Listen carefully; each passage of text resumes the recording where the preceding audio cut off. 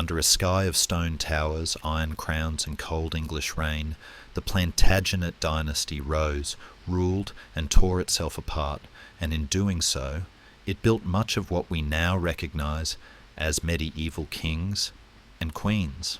This is the quiet, long arc of their story. The Plantagenets begin not in England, but in France, with a restless nobleman named Geoffrey of Anjou. He wore a sprig of broom flower in his cap, Plantagenista in Latin, and from that small, almost trivial detail, a family name was born. Geoffrey married Matilda, daughter of King Henry the Smart of England. Their union was not romantic, it was political, designed to fuse Norman England and the lands of Anjou, but from this tense marriage came a boy who would change Europe, Henry, future Henry II. Henry II did not inherit a peaceful kingdom. Before him, England had endured a near civil war known as the Anarchy, with Matilda and her cousin Stephen fighting bitterly for the crown.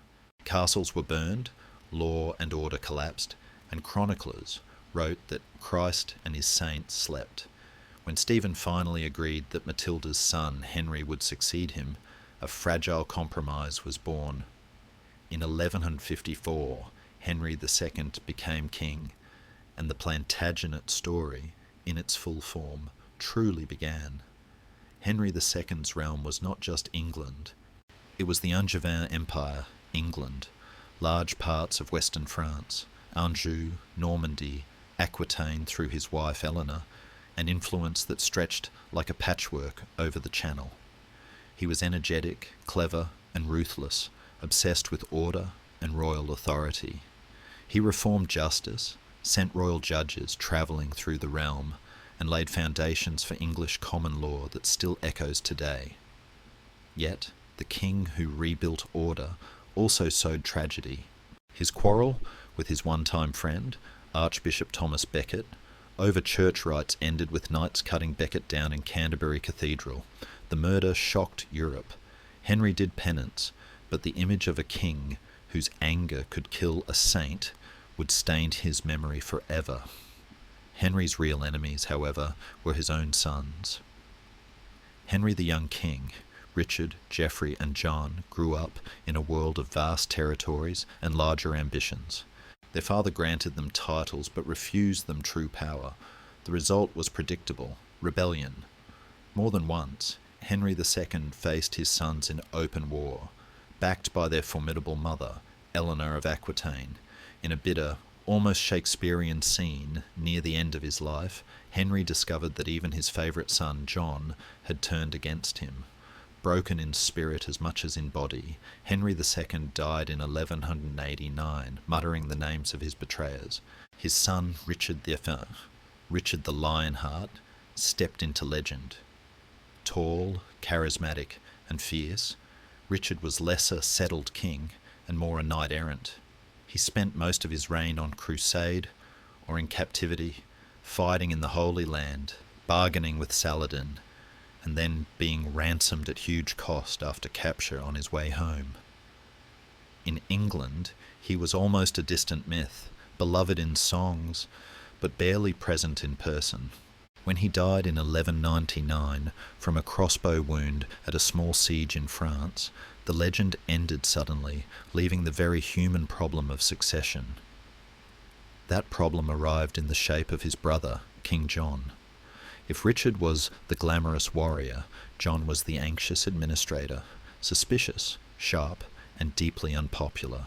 He lost most of the Plantagenets' French lands to the French King Philip II, a humiliation that shattered the great Angevin empire Henry II had built. To fund his wars and failures, John squeezed his barons with heavy taxes and arbitrary justice. Resentment hardened into open revolt.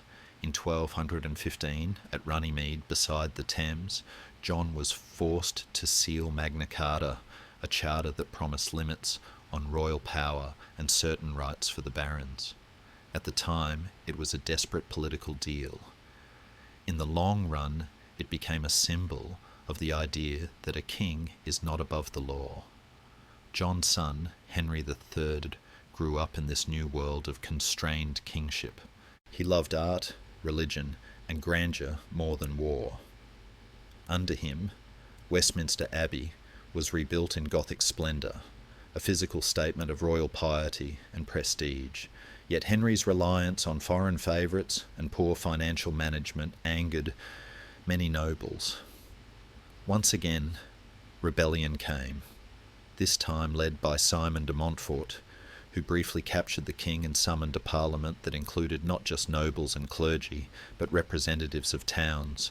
Though Henry eventually regained control, the idea of a broader parliamentary voice had been born.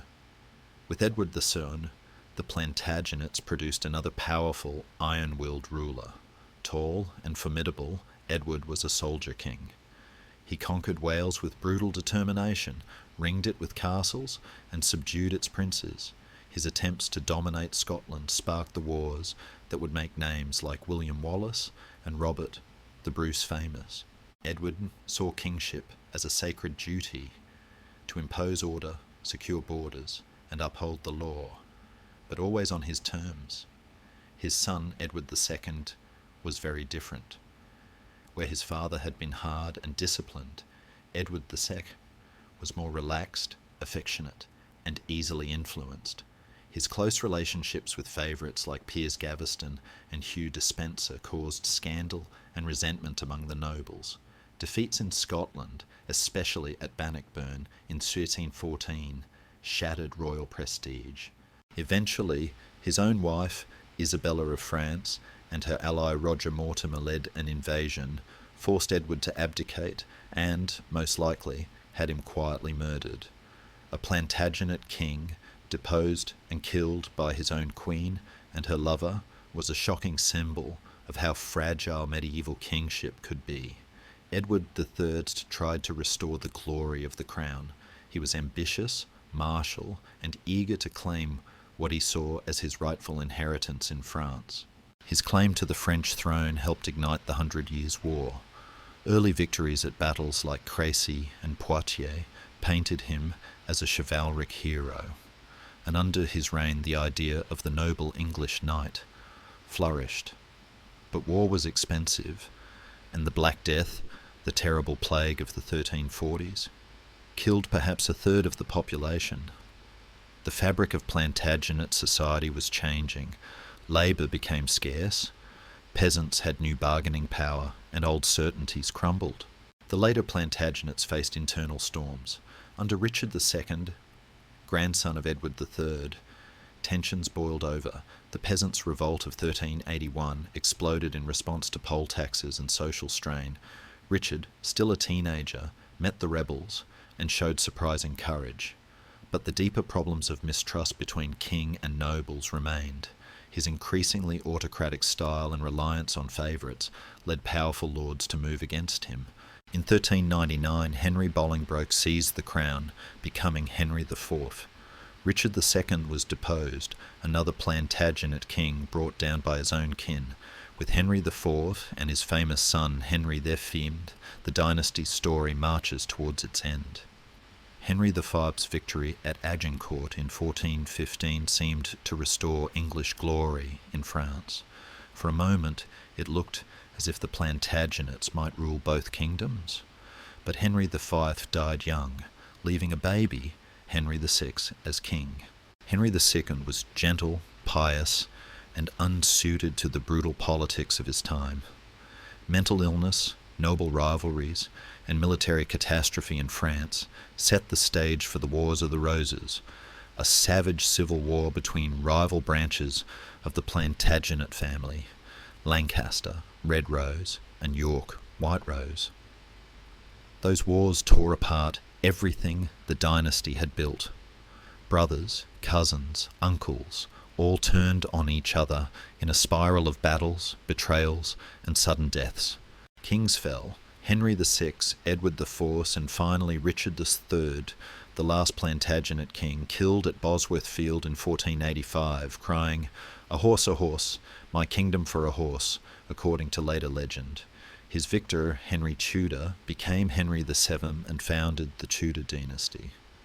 With that, The long, stormy age of the Plantagenets ended, and yet their shadow is long. The common law, the idea of Parliament, the notion that a king can be limited by charter, the symbols of English monarchy, the very landscape of castles and churches across England, all bear the marks of Plantagenet rule. They were brilliant and brutal, pious and treacherous, builders of kingdoms and destroyers of their own house. Through crusades and charters, battles and betrayals, they forged the story most people imagine when they think of medieval kings and queens. Close your eyes now. Let the noise of your day fade away, replaced by the gentle rustle of wind through ancient oaks and the distant rhythmic clatter of hooves on a dirt road. Imagine you are standing not in a city of glass and steel, but on a ridge in northern France, nearly 900 years ago. The air here smells of damp earth, wood smoke, and the sharp, sweet scent of wild yellow flowers blooming in the thickets. It is a world lit only by fire and sun, where the nights are truly dark and the silence is deep. Before you get comfortable, take a moment to like the video and subscribe, but only if you genuinely enjoy what I do here. Let me know your city and local time in the comments so we can see where everyone is listening from. We begin our story here, in the quiet countryside of Anjou, with a young man riding through the brush. He is Geoffrey, the Count of Anjou. He is handsome, vain, and perhaps a little too aware of his own golden hair, which he keeps perfectly groomed, even when hunting. As he rides, he reaches up and plucks a sprig of the common yellow broom flower growing wild along the path. He tucks it into his hat. It is a bright splash of gold against the drab wool of his riding cloak. In the Latin of the scholars and priests, this flower is called the Plantagenista. It is a small thing, a weed really, stubborn and hardy, able to grow in poor soil where other delicate blooms might wither. Geoffrey likes it. He makes it his emblem. He does not know, as he adjusts his cap and spurs his horse forward, that this little flower will give its name to the most powerful, dysfunctional, and brilliant family in English history. But histories are rarely simple straight lines. They are tangled roots. To understand why Geoffrey's flower matters, we must look across the grey waters of the English Channel to a tragedy that broke a king's heart and shattered a kingdom's future. It is the winter of 1120. The King of England, Henry I, is a hard, capable man, a son of William the Conqueror. He has secured his realm, amassed wealth, and most importantly, he has a legitimate son and heir, William Adelin. Young William is 17, the golden future of the Norman dynasty. But one freezing November night, a ship called the White Ship set sail from Barfleur in Normandy, bound for England. The sea is calm, but the ship is crowded with the flower of young nobility, all drinking wine, laughing, urging the oarsmen to row faster to overtake the king's ship ahead. In the darkness, amidst the revelry, the ship strikes a submerged rock. The sound of splintering wood is swallowed by the freezing black water. 300 people drown in the icy silence of the channel. The only survivor is a butcher who clings to a piece of wreckage. When the news reaches King Henry I, he collapses. Chroniclers say he never smiled again. In one night, the clear line of succession is wiped out. The king has no other legitimate sons. He has only a daughter, Matilda. Matilda is not a meek princess spinning wool in a tower. She is the widow of the Holy Roman Emperor, a woman of immense pride, intelligence, and steel. She has lived in Germany, commanded courts, and been treated as an empress. When her father recalls her to Normandy, the transition is jarring. She is a woman in a world that believes only a man can hold a sword and a crown. Desperate to secure his borders and his daughter's inheritance, Old King Henry makes a move that is purely transactional. Devoid of any warmth, he betroths the Empress Matilda, haughty, royal, and 25, to the teenage Geoffrey of Anjou, the boy with the broom flower in his hat. It is a match made in political purgatory. Geoffrey is 15, 10 years her junior. He is merely a count, while she has worn an imperial crown. She considers him beneath her. He considers her impossible to please. They dislike each other with a passion that becomes legendary. Their arguments are loud enough to echo through the stone corridors of their castles. At one point, the friction is so intense that Matilda leaves him and returns to her father's court, swearing she will never go back. But duty, in the 12th century, is a chain heavier than iron. She eventually returns to Geoffrey's bed, not for love, but for the legacy. And from this volatile, unhappy union, a miracle occurs. In March 1133, in the city of Le Mans, Matilda gives birth to a healthy boy. They name him Henry, after his grandfather. He is a robust baby, red-faced and squalling, with a destiny already heavy upon his small shoulders. He is the grandson of the conqueror's son, the child of the empress and the count. He is the broom-flower seed, planted in the rich blood-soaked soil of feudal politics. But a birth does not guarantee a crown.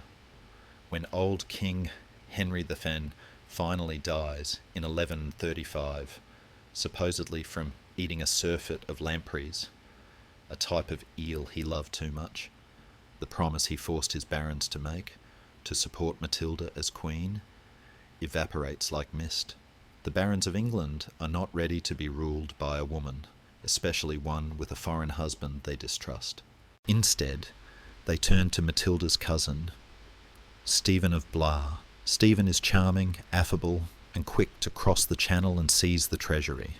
The church supports him. The crowds in London cheer him. He is crowned King Stephen, and Matilda is left with nothing but her title and her rage. This theft of the crown sparks a civil war so terrible it earns a dark name, the Anarchy. For nearly 20 years, England bleeds. It is a time of shadows and sieges. Matilda invades, wearing her armour, fighting for her birthright. She is nearly captured at Oxford, escaping only by dressing in white and walking across the frozen, snow-covered river at night, a ghost moving through the enemy lines. The country is torn apart. Coinage is debased, villages are torched, and local lords build unauthorised castles, ruling like petty tyrants. The Anglo-Saxon Chronicle, a record of the time, weeps for the common people, saying that men said openly that Christ and his saints were asleep. Through it all, young Henry, the son of Matilda and Geoffrey, watches. He grows up in this chaos. He learns that a crown is not given, it is taken. He learns that law is only as strong as the sword that upholds it. He spends time in the household of his uncle, learning the arts of war and statecraft, but he also spends time in the scholars' libraries.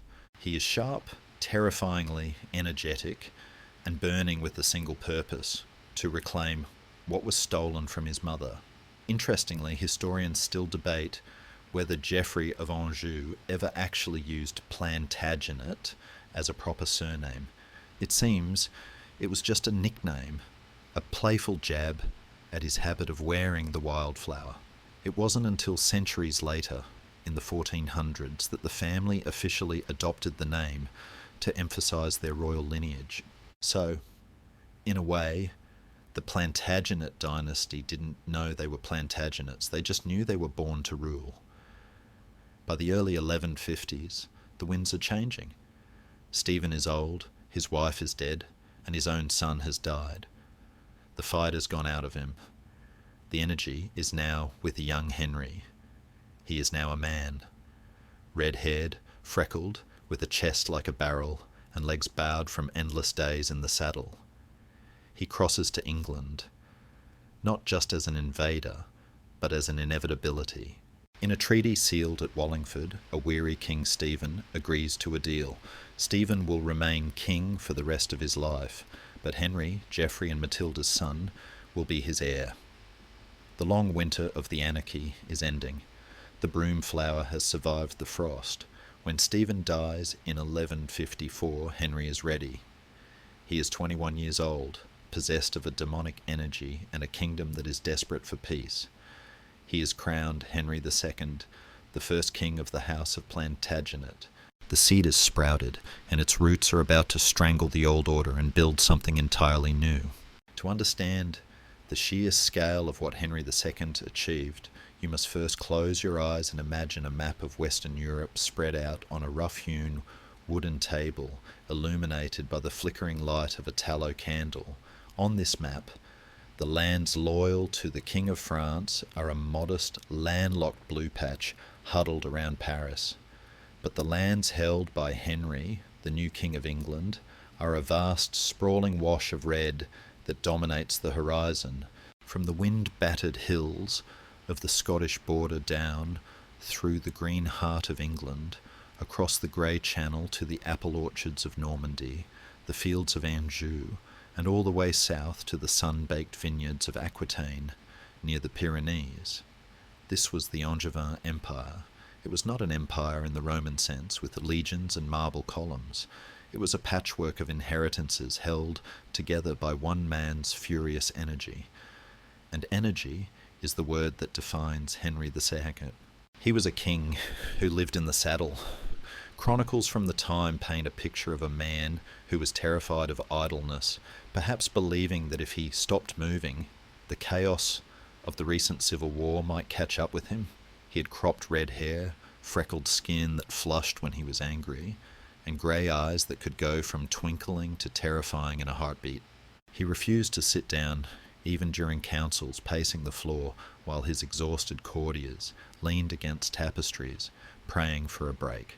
His court was a travelling circus of chaos. He moved his household so frequently and so unpredictably that his servants often didn't know where they would be sleeping that night.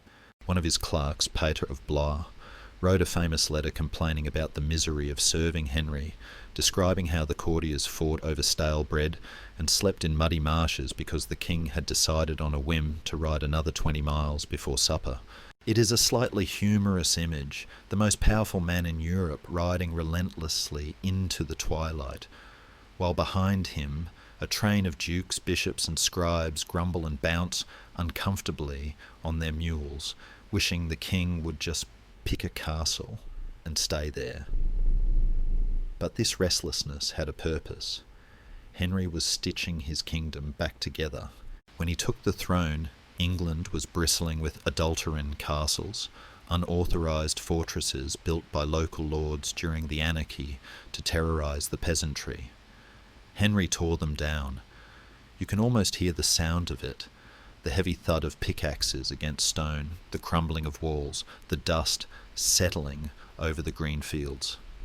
He was reminding the barons that there was only one source of authority, and it did not reside in their private towers. But his greatest construction was not made of stone, it was made of words. Henry II is often called the father of the common law, and while that sounds dry, in the 12th century it was a revolution as dramatic as any battle. Before Henry, justice was a local, often brutal affair. If you were accused of a crime, your guilt might be decided by trial by ordeal. You might be thrown into a pond to see if the water rejected you or forced to hold a red-hot iron bar. If your burns healed cleanly, God judged you innocent. If they festered, you were guilty. It was a system based on superstition and miracle. Henry, pragmatic and cynical, preferred evidence. He expanded the system of royal judges, men who travelled the country in circuits, bringing the king's justice to the remote shires. He introduced the jury of presentment, where 12 local men would swear on oath to identify criminals. It was the great-grandfather of the modern jury system.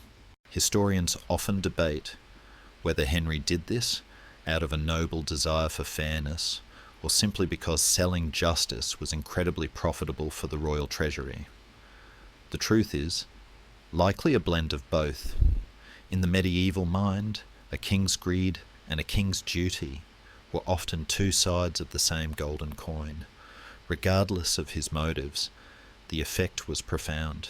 For the first time, a free man in England could purchase a writ, a piece of royal parchment that allowed him to bypass his local lord and have his case heard by the king's judges. It was a lifeline. It meant that the law was becoming a blanket that covered the whole realm, common to all, hence common law. Imagine the scene. In a small village square, a king's justice arrives, not with a sword, but with a scroll. The villagers gather, smelling the dust and the fear, but also sensing a new kind of order. The arbitrary whims of the local baron is checked by the distant, abstract power of the king. It was a shift from magic to logic, from the judgment of God to the judgment of men. And Henry was the architect of this shift, a king who carried the law in his saddlebags. Yet, for all his legal mind, Henry was a man of deep, volatile passions. He was not a cold bureaucrat. He claimed that his family, the Plantagenets, were descended from a mythical she-demon, Melusine, and he would often joke, "From the devil we came, and to the devil we will return." There was a darkness in him, a temper that saw him rolling on the floor and chewing the straw of his mattress in fits of rage. But there was also a capacity for grand strategic alliances. He knew that to hold his vast lands, he needed more than just laws. He needed legitimacy, and he needed a partner who could match his staggering ambition. He needed the South. And so, the story turns from the grey, rain-swept law courts of England to the warm, sun-drenched courts of Aquitaine. Henry's empire was a body, and if England was the strong right arm wielding the sword and the pen, Aquitaine was the beating heart of culture and wealth. To secure it, Henry had made a marriage that stunned Europe. He had married Eleanor. She is the shadow that will fall over the rest of his reign, sometimes as a shelter, sometimes as a storm cloud. But in these early years, in the 1150s and 1160s, Henry is the master of his world. He is young, he is victorious, and he is building a legacy that feels permanent. He has replaced the chaos of civil war with the scratching of quills and the steady trot of royal horses. He has tamed the barons, charmed the church, and birthed a legal system. As the sun sets on the first decade of his reign, the castle halls are warm, the wine is flowing, and the Plantagenet Dynasty seems invincible.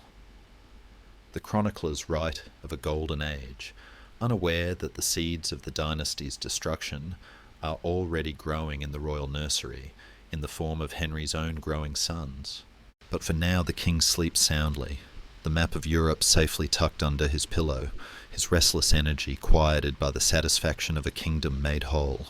Now, let the heavy, damp wool of the English court fall away from your shoulders, and imagine instead the sensation of warm silk against your skin.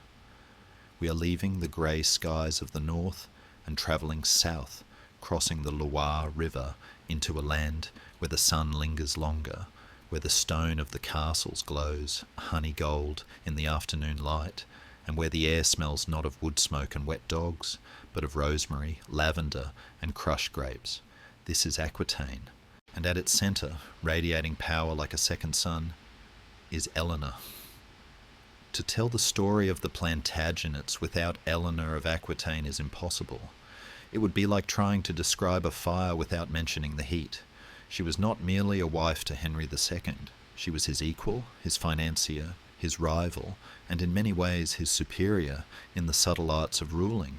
Born in 1122, she was the heiress to a vast territory in southwestern France that was wealthier, more cultured, and more sophisticated than the muddy kingdom of England.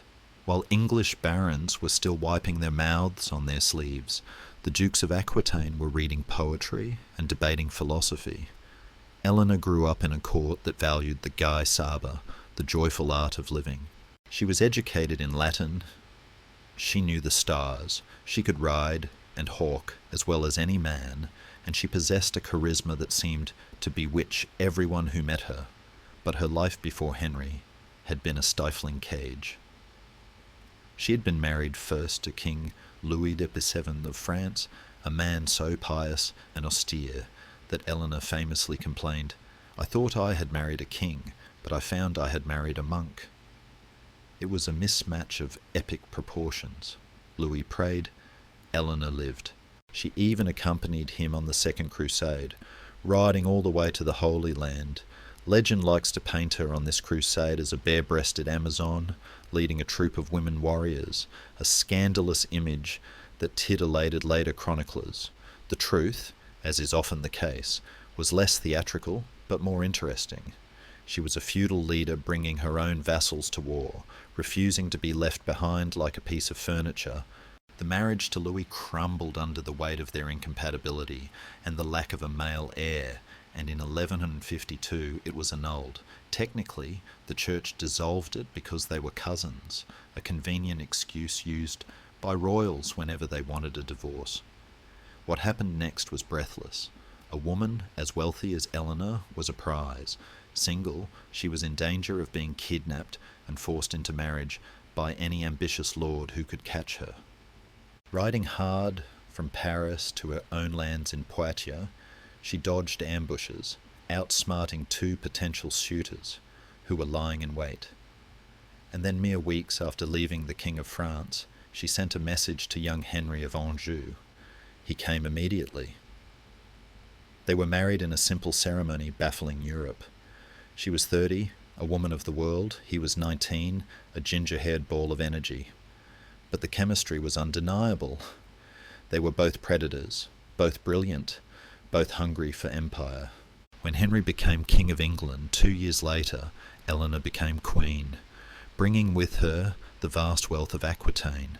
Together, they were the power couple of the 12th century, 2 eagles circling the same peak. But Eleanor brought more than land to England. She brought a revolution of the heart. Before her, the English court was a place of rough masculine camaraderie, centred on hunting and war. Eleanor imported the culture of the troubadours, the poet-musicians of the South who sang of a new kind of relationship between men and women. This was the dawn of courtly love, or fin amour. In this literary world, the knight was no longer just a brute in iron. He was a servant to his lady. He was expected to be brave, yes, but also gentle, articulate, and fiercely loyal. He had to suffer for love, to pine, to write verses. It was a complete reversal of the reality of medieval marriage, which was almost always a business transaction. In the world of the troubadours, love was a religion, and women were its saints. Historians still argue ferociously about how much of this was real. Did Eleanor truly preside over courts of love in Poitiers, where noble women would sit as judges and rule on romantic disputes? For example, could a woman accept a lover if she was already married?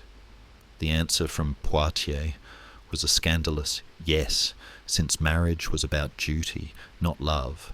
Most modern scholars think these courts were likely literary games or social gatherings rather than actual legal tribunals. But whether they were real or playful, the idea matters. Eleanor softened the brutal edges of feudal masculinity. She made it fashionable for a killer to also be a poet. Because of her, the legend of King Arthur, which was just beginning to circulate in popular literature, shifted. It became less about Celtic warriors fighting Saxons and more about Lancelot and Guinevere, about round tables and chivalric codes. She injected romance into the bloodstream of the Middle Ages. Yet, for all the poetry, Eleanor's reality with Henry was becoming a prose tragedy. The trouble with two eagles is that they both want to rule the sky. Henry, with his obsession for control, refused to let Eleanor truly govern her own lands in Aquitaine. He wanted her inheritance, but he did not want her interference. Furthermore, Henry was a man of voracious and public appetites. While aristocratic men were expected to have mistresses, Henry was tactless about it. The most famous of these was Rosamond Clifford, the Fair Rosamond. Legend tells us that Henry built a maze at Woodstock to hide her, and that a jealous Eleanor followed a thread of silk to the centre of the labyrinth and offered Rosamond a choice between a dagger and a bowl of poison. It is a magnificent dark fairy tale, perfect for a lullaby, but it is almost certainly fiction. The real Eleanor did not need poison, she had politics. As the years wore on, and she bore Henry 8 children, 5 of them sons, her role shifted. She was no longer just the beautiful consort. She was the matriarch of a brood of lions. She watched her sons grow, Henry, Richard, Geoffrey, John, and she saw in them the tools to dismantle her husband's overbearing control. She moved back to Poitiers, establishing her own court, separate from Henry's. There, surrounded by her poets and her people, she began to cultivate something dangerous, the loyalty of her sons against their father. It was not a sudden break, but a slow cooling, like a stone wall retaining heat after sunset until it eventually turns cold. Henry, ever the energetic administrator, riding from castle to castle, dictating laws and winning wars, perhaps did not notice the temperature dropping at home. He underestimated the woman he had married. He thought he had acquired a province. He didn't realize he had married a sovereign. In the quiet of the nursery and the music rooms of Aquitaine, Eleanor was whispering to her favourite son, Richard. She was teaching him the songs of the South, the language of the troubadours, and perhaps the idea that he belonged to her more than he belonged to the King of England. The Golden Queen was beginning to cast a long, sharp shadow. The music of the lutes was sweet, but underneath the melody, the drums of war were being tightened. But that storm is for later. For now, let us leave Eleanor in her garden in Poitiers. It is a summer evening. The air is thick with the scent of damask roses, a flower she is said to have brought back from the east. She sits in a high-backed chair carved from walnut, wearing a gown of deep blue silk embroidered with gold thread. A troubadour is singing a canso, a song of longing, his voice drifting up towards the first stars. She listens, her eyes half closed, a half smile on her lips. A woman who has been a Queen of France, a crusader, and is now Queen of England. She feels the warmth of the stone beneath her feet and knows that she is the most powerful woman in the world. And in this moment of quiet triumph, the tragedy of the future seems very far away indeed. The sunlight of Aquitaine fades now, replaced by the flickering amber glow of beeswax candles in a draughty cathedral nave. The air grows cooler, smelling of frankincense, damp wool, and ancient stone. We are moving from the romance of the South to the tragic heart of England, to a story that is not about war between armies, but a war between two friends. This is the tale of Thomas Becket, and it is a ghost story that still haunts the stones of Canterbury. To understand the murder, we must first understand the love. Before they were enemies, King Henry II and Thomas Becket were inseparable, one heart and one mind, as the chroniclers said. Becket was a merchant's son from London, a man of immense charm, intelligence, and worldly ambition. He was Henry's chancellor, his right hand, and his favourite drinking companion. Imagine them in the 1150s, the stocky, energetic king and the tall, elegant chancellor riding through the streets of London, hawking in the wetlands, or playing chess late into the night. Becket was not a holy man then. He was a peacock. He wore silks. He kept a personal household of hundreds of knights, and when he travelled to France, he brought with him wagons of ale and monkeys riding on the backs of pack horses just to show off the wealth of England. Henry loved him. He saw in Becket a mirror of his own competence, a man who could get things done. And so, in 1162, Henry had a brilliant idea. The Archbishop of Canterbury had died. Henry wanted to reform the church, to bring the powerful, independent clergy under the rule of his royal law. Who better to lead the church than his best friend, his worldly chancellor? Henry thought he was playing a masterstroke of political chess. He would put his own man on the throne of St. Augustine. He expected Becket to continue being the king's man, just wearing different robes. But Henry made a fatal miscalculation. He underestimated the power of the role itself. When Becket was consecrated archbishop, something strange happened. The peacock shed his feathers. He resigned the chancellorship. He cast aside his silks and began wearing a rough hair shirt next to his skin, scratching his flesh as a constant reminder of penance. He stopped drinking wine and started drinking water in which hay had been boiled. He washed the feet of the poor every day. Historians still argue fiercely about this transformation. Was it a genuine spiritual awakening?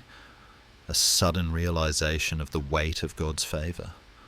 Or was Becket a supreme actor who had simply been given a new part to play, the saintly defender of the church, and decided to play it with the same perfectionist intensity he had brought to being chancellor?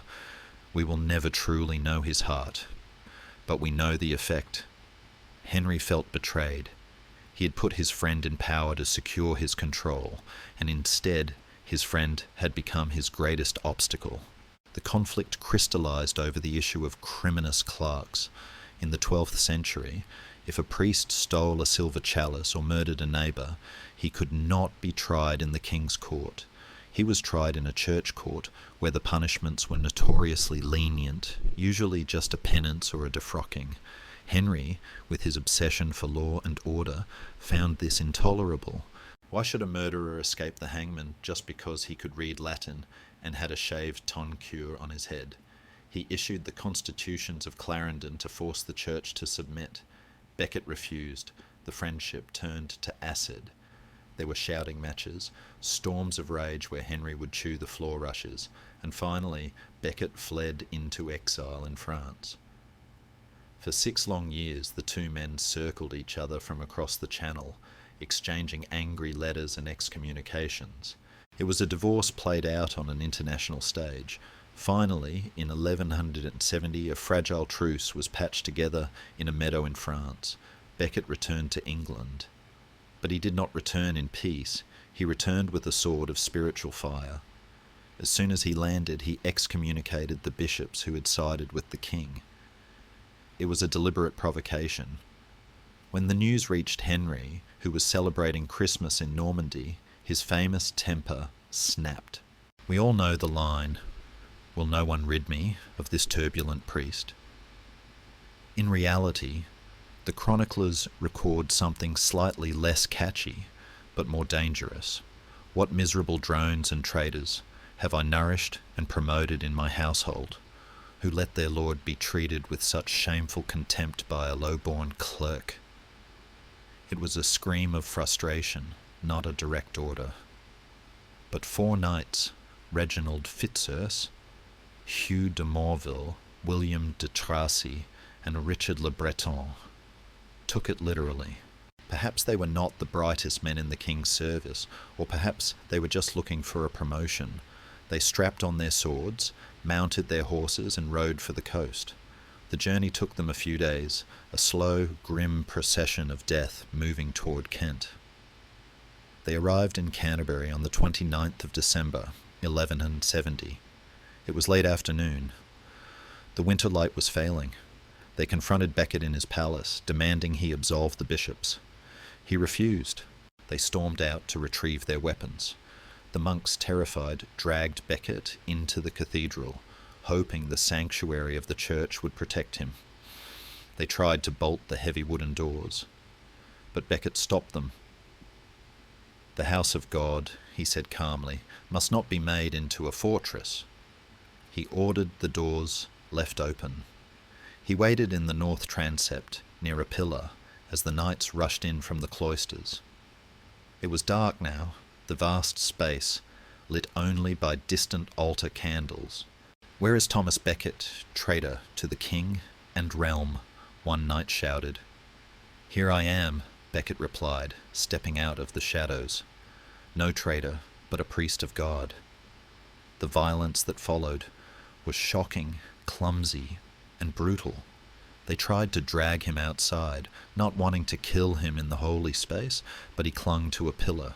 He was strong, this merchant's son. Finally, frustration took over. A sword flashed in the gloom. The first blow sliced off the top of his head, the crown of his tonsure.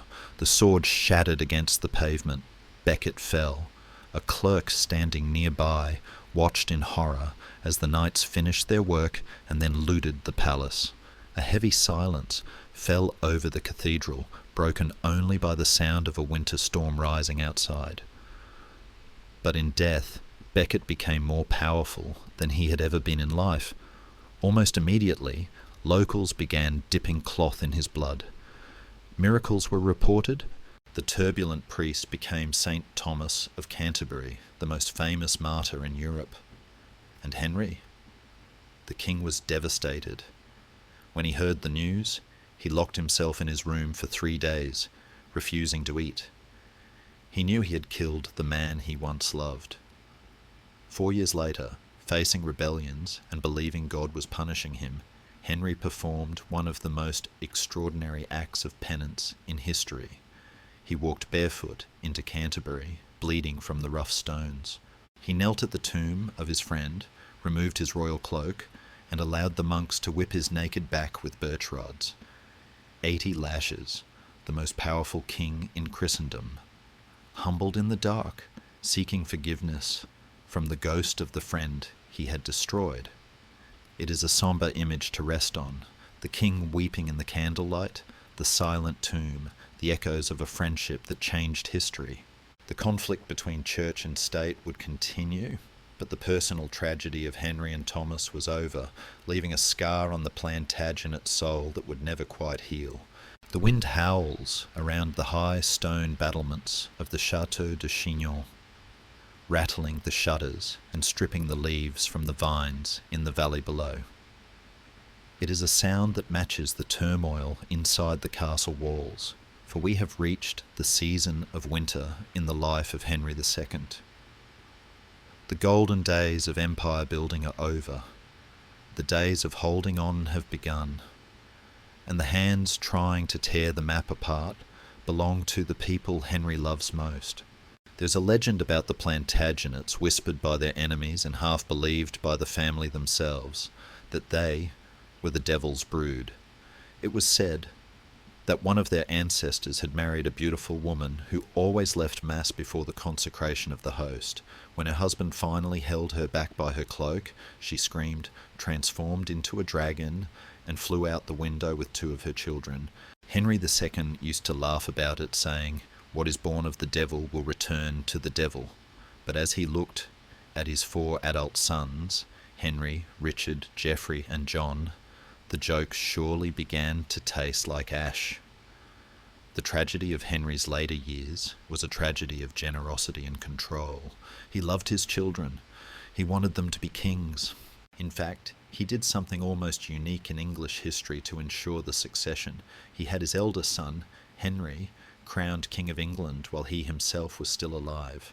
This was the young king, a golden, popular, athletic youth who loved tournaments and praise. But here lay the fatal flaw. Old Henry gave young Henry the title, the crown, and the banquets, but he gave him absolutely no power. The young king was a ruler, with no treasury to reward his knights, a monarch who still had to ask his father for pocket money. It is a universal truth of parenting that teenagers can be difficult, but teenagers with knighthoods and armies are a geopolitical nightmare. The young king chafed. He complained, and whispering in his ear, fanning the sparks of resentment into a flame, was his mother, Eleanor. The estrangement between Henry and Eleanor had deepened into a chasm. She saw her sons not just as her children, but as her weapons against a husband who had sidelined her. In 1173 the storm broke. The Great Revolt began. It was a family argument that burned down half of France. The young king fled to the court of Louis VII in Paris. Soon his brothers Richard, then 16, and Geoffrey, 14, followed him. Imagine the scene, the old king, the eagle, sitting in his hall, receiving messenger after messenger, each bringing news of another son riding out to join his enemies.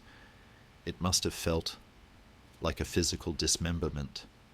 The boys were backed by the French king, the Scottish king, and a host of disgruntled barons who remembered the sting of Henry's legal reforms. It looked like the end of the Angevin Empire, but the old lion still had his teeth. Henry II's response was a masterclass in medieval warfare. He moved with that terrifying speed that had defined his youth. He rode from Normandy to England, crushed the rebels there, then swept back across the Channel to smash the French armies. He was everywhere at once, a whirlwind of iron. And in the middle of this chaos, he captured the architect of his pain. Eleanor of Aquitaine was caught on the road, dressed in men's clothing, trying to reach her sons. Henry did not execute her. She was too powerful, and perhaps, despite everything, he could not bring himself to do it. Instead, he imprisoned her. For the next 16 years, the most brilliant woman in Europe would be a captive in English castles, a silenced queen, moving from shadow to shadow, while her husband ruled alone. The revolt failed, but the peace that followed was bitter. The sons were forced to kneel to their father, but the trust was gone. The remaining years of Henry's reign were a slow, grinding war of attrition against his own flesh and blood. The young king, the boy Henry had loved so much, died of dysentery in 1183, in the middle of yet another rebellion against his father. His deathbed was a scene of pathetic regret. He asked to be laid on a bed of ashes with a noose around his neck to show his penitence. When the news reached the old king, Henry fainted. He wept for the boy who had betrayed him, crying out, "He cost me much, but I wish he had lived to cost me more." It is a piercing insight into the heart of a father who was also a king. The love remained, buried under layers of armour and policy. With the young king dead, the focus shifted to Richard. Richard was now the heir, but he had no interest in being his father's puppet. He was the Duke of Aquitaine, his mother's son through and through, a man of southern poetry and northern steel. He demanded that Henry name him the undisputed heir. Henry, stubborn to the end, refused to be dictated to, perhaps favouring his youngest John. So, in 1189 the cycle repeated. Richard joined forces with the new cunning king of France, Philip II, Philip Augustus, and hunted his father down. The end of Henry II is one of the most harrowing scenes in medieval history. He was only 56, but he was an old man, broken by fever and heartbreak. He was chased from the city of Le Mans, his birthplace, forced to flee. As the city burned behind him, he looked back at the flames and cursed God. "Since you have taken from me the city I loved best," he shouted at the sky, "I will rob you of that which you love best in me, my soul." He retreated to the castle of Chinon, dying. He could no longer stand. The heat of the summer was oppressive. He agreed to surrender to Richard and Philip. He was forced to whisper his submission, too weak to sit up. But the final blow was not military, it was a piece of parchment. As part of the surrender, Henry asked for a list of the names of the barons who had betrayed him to join Richard. He wanted to know who his enemies were. The Chancellor began to read the list. The very first name was John, Count of Mortain. Henry stopped him. "John," he rasped, "my heart, my best beloved, for whose sake I have endured all this." The Chancellor confirmed it.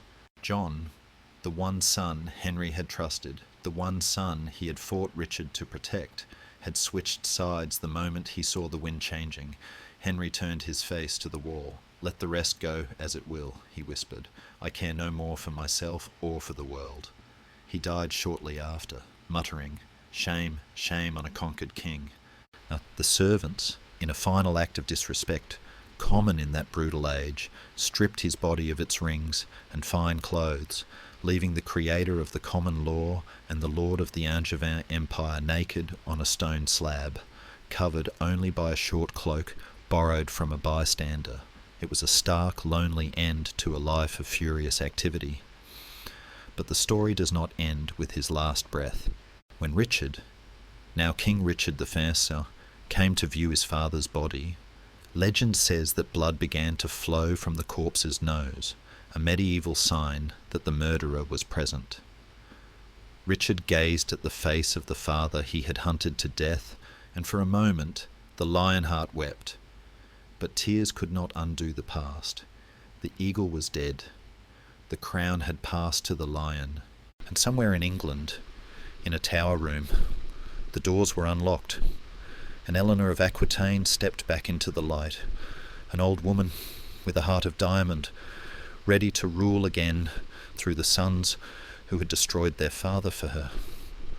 The broom flower had grown into a dark, tangled thicket, and the roots were drinking blood. The reign of the Lionheart had begun. The crown of England now rested on the brow of a man who looked like he had stepped directly out of a stained glass window. Richard the Fairfax, known to history as the Lionheart, Coeur de Lion, was everything his father Henry II was not. Henry had been stocky, restless, and administrative, a man of ink and parchment. Richard was tall, golden-haired, and built for war. He was a poet who wrote in the dialects of the South, a warrior who could swing a battle-axe with terrifying grace, and a king who treated England not as a home, but as a bank vault. To understand Richard, you must imagine a man who felt suffocated by the grey skies of governance. He did not want to sit in draughty halls listening to disputes about sheep grazing rights. He wanted glory. He wanted to touch the divine through the art of battle. Almost immediately after his coronation, a spectacle of velvet and incense that dazzled London, he began to liquidate his inheritance. He put offices up for sale. He sold rights. He sold castles. "I would sell London itself," he famously joked, "if only I could find a buyer." It was a reckless, breathtaking gamble, but it was for a cause that consumed the imagination of Christendom, the Third Crusade. The Holy City, Jerusalem, had fallen to the great Sultan Saladin, and Richard burned with a holy, chivalric fire to win it back. So, let us leave the green fields of England behind, for Richard certainly did. In his 10-year reign, he would spend no more than 6 months on English soil. Instead, let the scene shift to the shimmering, heat-hazed horizon of the Holy Land. Can you feel the change in the air? It is hotter, drier, smelling of cedar dust, drying leather, and the salt of the Mediterranean. Richard arrived in the East not just as a king, but as a force of nature. At the Siege of Acre, a brutal stalemate that had dragged on for 2 years, Richard's arrival broke the deadlock in weeks. Even when he fell ill with Arnoldia, a wasting sickness that made his hair and fingernails fall out, he had himself carried to the walls on a silk stretcher, firing his crossbow at the enemy while propped up on pillows. It was a display of willpower that terrified and mesmerized his enemies. But the Crusades were not just about blood. They were about a strange, respectful intimacy between enemies. The relationship between Richard and Saladin is one of the great romances of history, though they never actually met face to face. They communicated through messengers, gifts, and gestures. When Richard's horse was killed in battle, Saladin sent him 2 fresh Arabian stallions, reasoning that a king should not fight on foot. When Richard lay burning with fever, Saladin sent him snow from the mountains of Lebanon and fresh peaches to cool his thirst. It is a beautiful image. The Christian king and the Muslim sultan, locked in a war to the death, yet bound by a shared code of chivalry that transcended religion. Historians still argue about how much of this is romantic gloss added by later chroniclers, and how much was political pragmatism, but the mutual respect was real. To Saladin, Richard was the only enemy worth worrying about. To Richard, Saladin was the only peer worth fighting. Yet, for all the poetry of their rivalry, the reality of the crusade was harsh.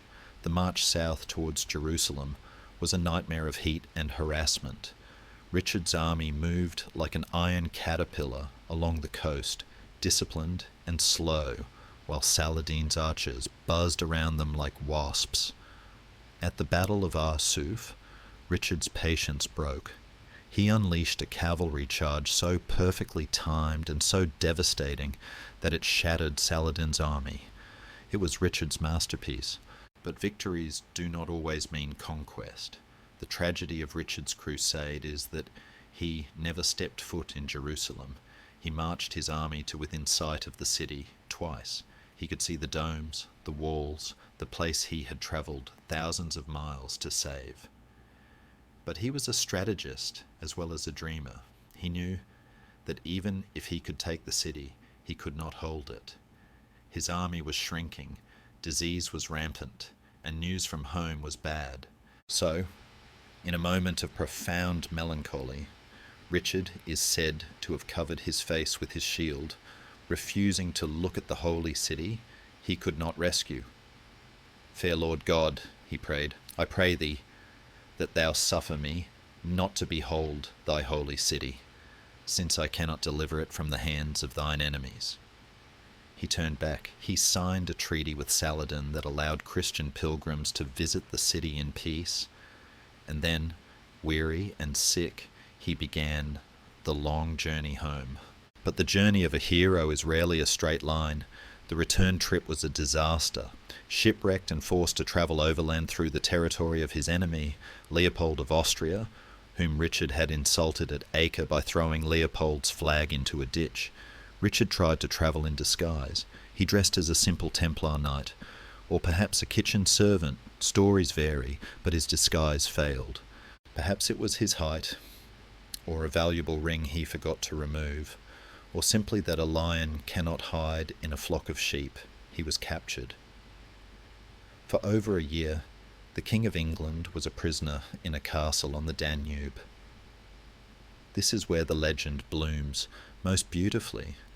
You may have heard the story of Blondel, Richard's faithful minstrel, who travelled in Europe singing a song only he and the king knew. Under the walls of the castle of Dürnstein, Blondel sang the first verse, and from the high barred window a weak but familiar voice sang the second verse back. It is almost certainly a myth, a piece of troubadour fiction, but it captures the emotional truth of how much his people missed him, or at least how much they missed the idea of him. The reality was less romantic. It was expensive. The Holy Roman Emperor demanded a ransom of 150,000 marks, twice the annual income of the English crown. Eleanor of Aquitaine, now in her 70s but as fierce as ever, took charge. She bullied the bishops, taxed the peasants, and stripped the gold from the churches. "The devil is loose," Philip of France wrote to Richard's brother John when the ransom was finally paid. "Look to yourself." Richard returned to England in 1194, but only briefly. He had to reconquer his French lands, which had been nibbled away by Philip II. He spent his final years building the Château Gaillard in Normandy, a saucy castle designed to mock the French king. He was in his element, fighting, building, and commanding. He seemed indestructible, a demigod of war. But death, when it came for the Lionheart, did not come in a great battle against a sultan or an emperor. It came in a muddy field in the Limousin, at a tiny, insignificant siege of the castle of Charlus-Chabrol. Richard was walking the perimeter without his armour, inspecting the sappers digging under the walls. A lone defender appeared on the battlements. He was using a frying pan as a shield and holding a crossbow. He fired a bolt. It was a lucky shot. The bolt struck Richard in the shoulder near the neck. It was not a fatal wound in itself, but in the days before antibiotics, it was a death sentence. Gangrene set in. As the king lay dying in his tent, the castle fell. The man who had shot him was dragged before the king. He was a boy or a young man. Richard asked him, "What have I done to you that you should kill me?" The boy replied, "You killed my father and my 2 brothers with your own hand. Kill me now as you like." Richard, in a final act of chivalry that seems almost too perfect, ordered the boy to be set free and given 100 shillings. "Live on," Richard whispered, "and by my bounty, behold the light of day." Then the Lionheart died. He was 41. His heart was buried in ruin in his beloved Normandy. His body was buried at Fontevraud Abbey, at the feet of his father, Henry II. A final silent reconciliation. The boy with the crossbow, despite the king's pardon, was later flayed alive by Richard's mercenary captain, a brutal reminder that the age of chivalry was often just a thin veneer over a world of savagery. And so, the Golden Warrior was gone. The noise of the Crusades faded into the history books. England was left poor, exhausted, and leaderless. The throne now passed to the brother who had spent his life in the shadows, waiting, watching, and resenting. The lion was dead. Now came the time of the jackal. The bright, metallic clash of Richard's reign fades into a heavy, suffocating silence. We are stepping out of the sunlight and into the shadows of the council chamber, where the air is stale with the smell of ink, anxiety, and unwashed wool. If Richard was the lion, the man who followed him was the fox, but a fox that had been cornered. This is the story of King John, a man whose reputation is so dark that no monarch of England has ever been named John since. But was he a monster, or was he merely the most unfortunate man to ever wear a crown? Let us look at him not through the eyes of the enemies who wrote the history books, but through the dim light of the reality he lived in. John was the youngest of Henry II's brood, born late, after the great division of lands had already been planned. His father jokingly called him Jean Sans Terre, John Lackland.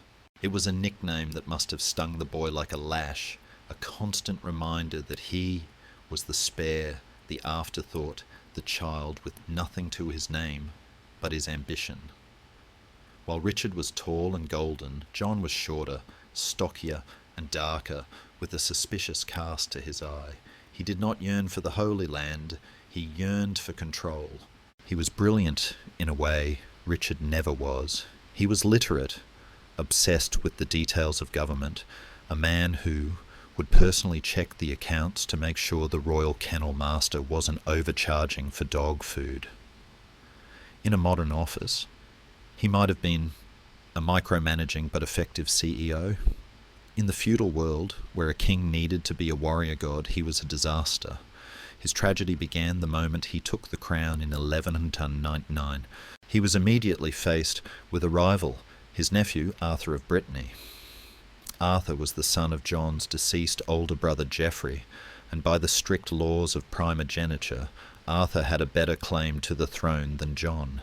But John had the army and the treasury. The conflict between uncle and nephew was sharp and nasty, a family feud played out with sieges and swords. In 1202, in a rare moment of military brilliance, John marched his army 80 miles in 48 hours, a speed his father would have been proud of, and captured Arthur at the castle of Mirebeau. The threat was neutralized. Arthur was imprisoned in Rouen, and then Arthur vanished. This is the dark heart of John's legend, the ghost story that turned his barons against him. No one knows exactly what happened in the dungeons of Rouen in April 1203. The chroniclers whisper that John, drunk and consumed by paranoia, rode out into the Seine at night, murdered the 16-year-old boy with his own hands, and weighed the body down with stones. Others say he ordered a jailer to do it, and the jailer, unlike the huntsman in Snow White, actually went through with it. Historians still debate the details. Some argue it was an accident or a sickness, but the silence that followed was damning. Arthur was never seen again. The rumour of kinslaying hung over John like a foul smell. In the eyes of his peers, he was no longer just a king, he was Cain. While John was fighting these shadows, a very real wolf was at the door. King Philip II of France, the same Philip who had gone on crusade with Richard, was a genius of statecraft. He sensed John's weakness like a shark senses blood in the water. Using Arthur's disappearance as a pretext, Philip declared John's French lands forfeit. The war for the Angevin Empire was on. But where Richard would have charged, John hesitated. He was called soft sword by his detractors, a cruel jibe for a man who wasn't cowardly, but who was plagued by a paralysing indecision. He would muster a great army, sail to the coast, and then change his mind and come home. He would plan a relief force, then delay until it was too late. The catastrophe came in 1204. The great Chateau Gaillard, the saucy castle Richard had built on the rock overlooking the Seine, fell to the French after a brutal siege involving latrine shoots and desperate hand-to-hand fighting. With that fortress gone, Normandy, the ancestral home of the English kings, the land of William the Conqueror, collapsed. John stayed in England playing chess, fining his barons, and seemingly doing nothing while the cradle of his dynasty was torn away. It was a psychological blow of immense proportions. Suddenly, the Angevin Empire was just England. The Channel was no longer a bridge, it was a border. The King of England was now, for the first time, truly English, trapped on his rainy island. But John's war wasn't just with France, it was with God, or rather, with the Pope. In 1205, the Archbishop of Canterbury died. A dangerous vacancy, as Henry II had learned. John wanted to appoint his own man. Pope Innocent III, a pontiff of immense power, appointed a scholar named Stephen Langton. John refused to accept him. He shouted that no Italian priest would tell a king of England what to do. The Pope's response was the spiritual equivalent of a nuclear bomb, the interdict. Imagine, if you can, a medieval country suddenly cut off from heaven. In 1208, the Pope ordered all churches in England to close their doors. For 6 years, the bells did not ring. The dead were not buried in consecrated ground, but in ditches and woods, without prayers. Weddings could not be performed in church. Couples had to be married in the porch. Mass was not sung. The rhythmic, comforting heartbeat of medieval life, the daily cycle of prayer, stopped. The silence must have been terrifying for the peasantry, who believed their souls were now in peril. John, however, was unfazed. In fact, he found it quite profitable. He seized the revenues of the church, filling his coffers with silver meant for the clergy. He was rich, he was powerful, and he didn't seem to care that his people were living in spiritual darkness. Yet, wealth could not buy loyalty. John's paranoia grew with his treasury. He didn't trust his barons, and they certainly didn't trust him. He began to demand hostages from noble families to ensure their good behaviour, sons and daughters kept at court as living insurance policies. He levied heavy taxes, famously the scutage or shield tax, demanding money instead of military service, but then not fighting the wars the money was meant for. He was a squeezing, grasping presence in the lives of his subjects.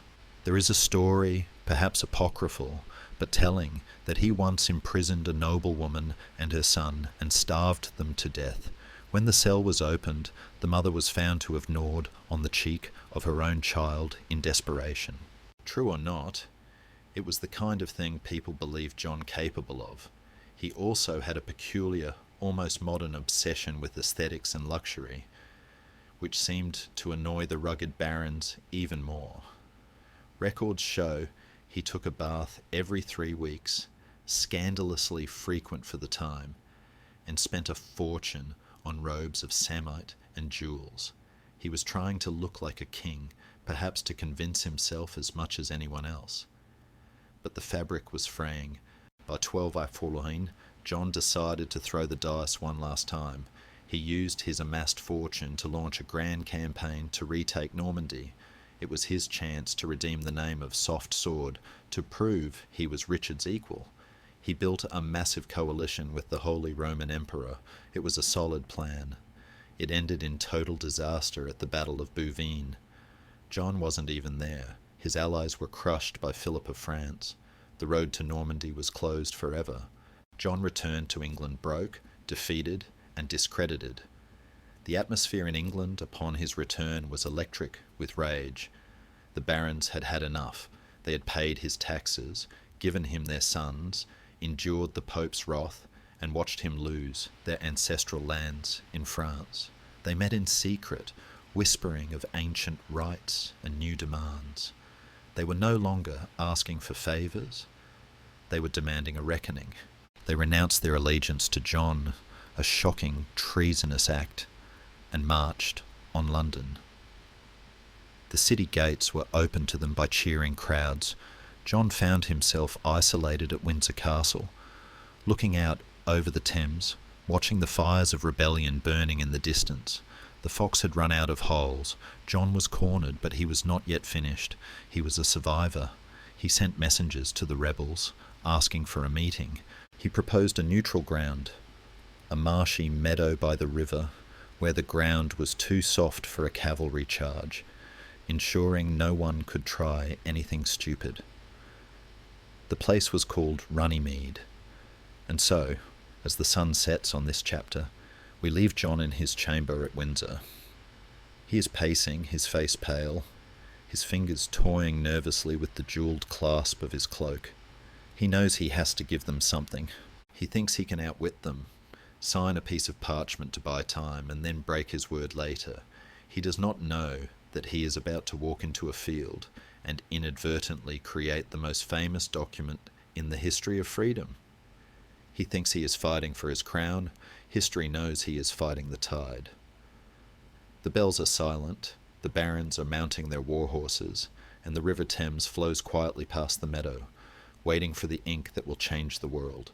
The River Thames moves slowly here, winding through the green, flat valley like a ribbon of hammered silver.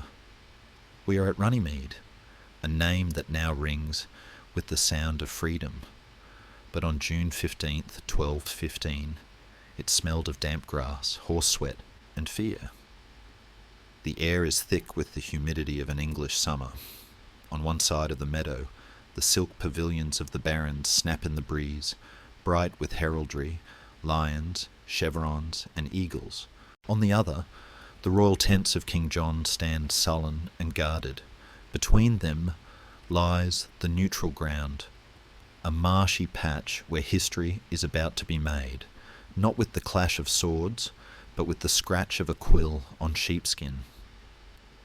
It is important to strip away the romantic varnish that centuries have painted over this moment. The meeting at Runnymede was not a gathering of noble patriots drafting a constitution for the people.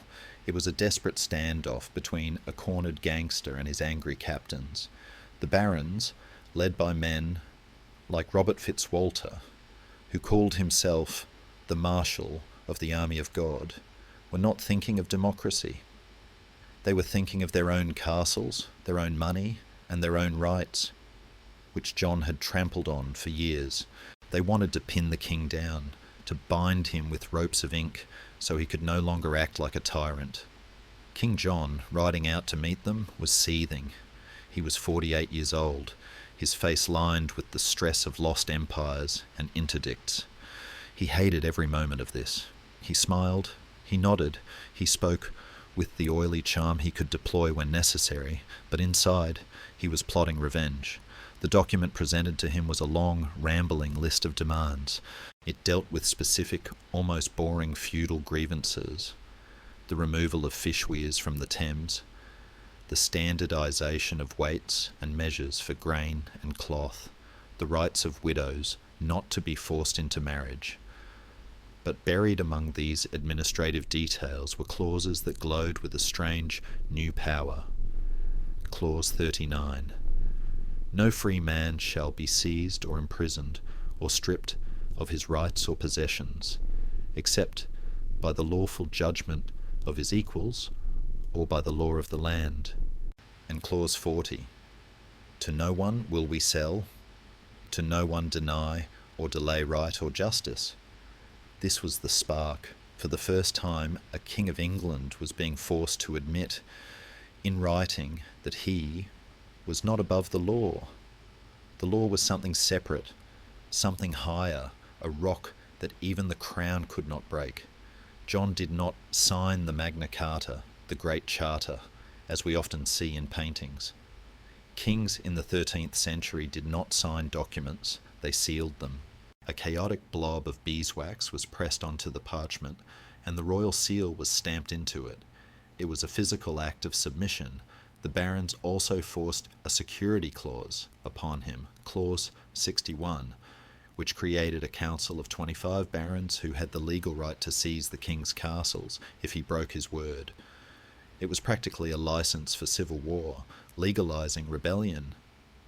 John sealed it, his face a mask of compliance. But legend says that as soon as he returned to the privacy of his tent, he threw himself on the ground, gnawing at sticks and screaming, "They have given me 25 over-kings." He had no intention of keeping his word. The moment the barons dispersed, satisfied that they had tamed the fox, John sent a secret messenger galloping to Rome. He appealed to his new friend, Pope Innocent III. The Pope's reaction was swift and furious. He was appalled that mere vassals would dare to dictate terms to a God-anointed king. He issued a papal bull declaring the charter shameful, demeaning, injustice and dishonour to the Apostolic See. He annulled it completely. The Magna Carta was legally dead barely 10 weeks after it was born. The Peace of Runnymede collapsed into the First Barons' War. This time, the barons played their trump card. They declared that John was unfit to rule and offered the crown of England to Prince Louis of France, the son of Philip II. It was a terrifying moment for the Plantagenet Dynasty. A French army landed in Kent. London opened its gates to Louis, welcoming him as a liberator. John was forced to run. The country was split in two, torn apart by sieges and skirmishes. John spent the last year of his life as a fugitive in his own kingdom, moving constantly, sleeping in different castles, trusting no one, and then the landscape itself turned against him.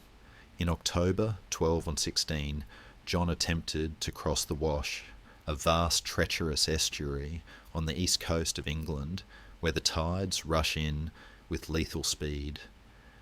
It is a place of mudflats and mist, where the sea and the land fight an eternal battle.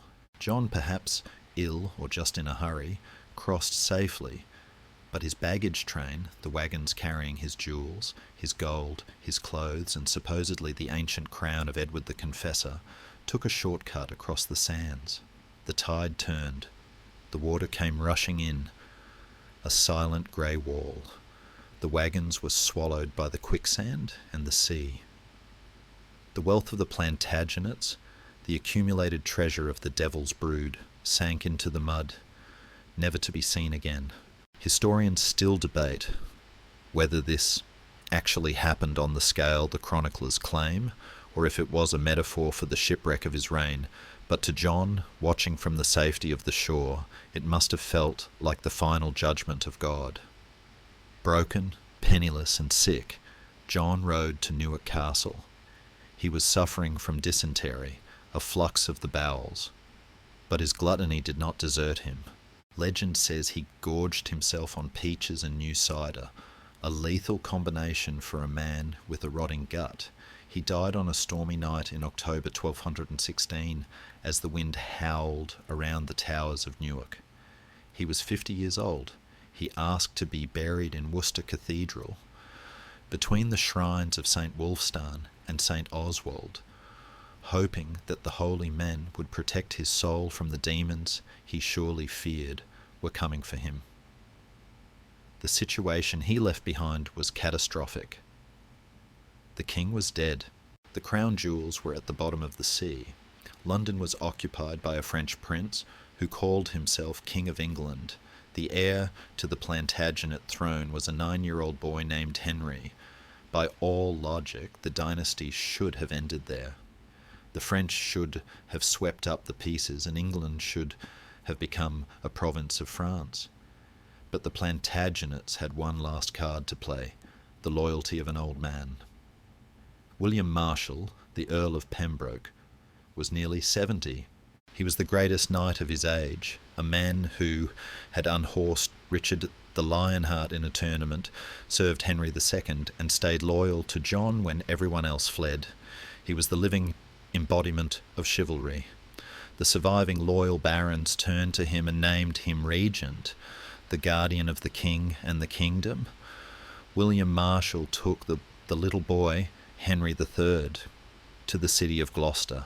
There was no crown. It was lost in the wash. So they improvised.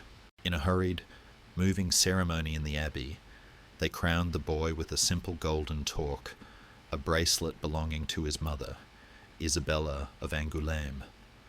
It was a fragile, pathetic coronation for a dynasty that had once ruled half of Europe. But William Marshal did something brilliant.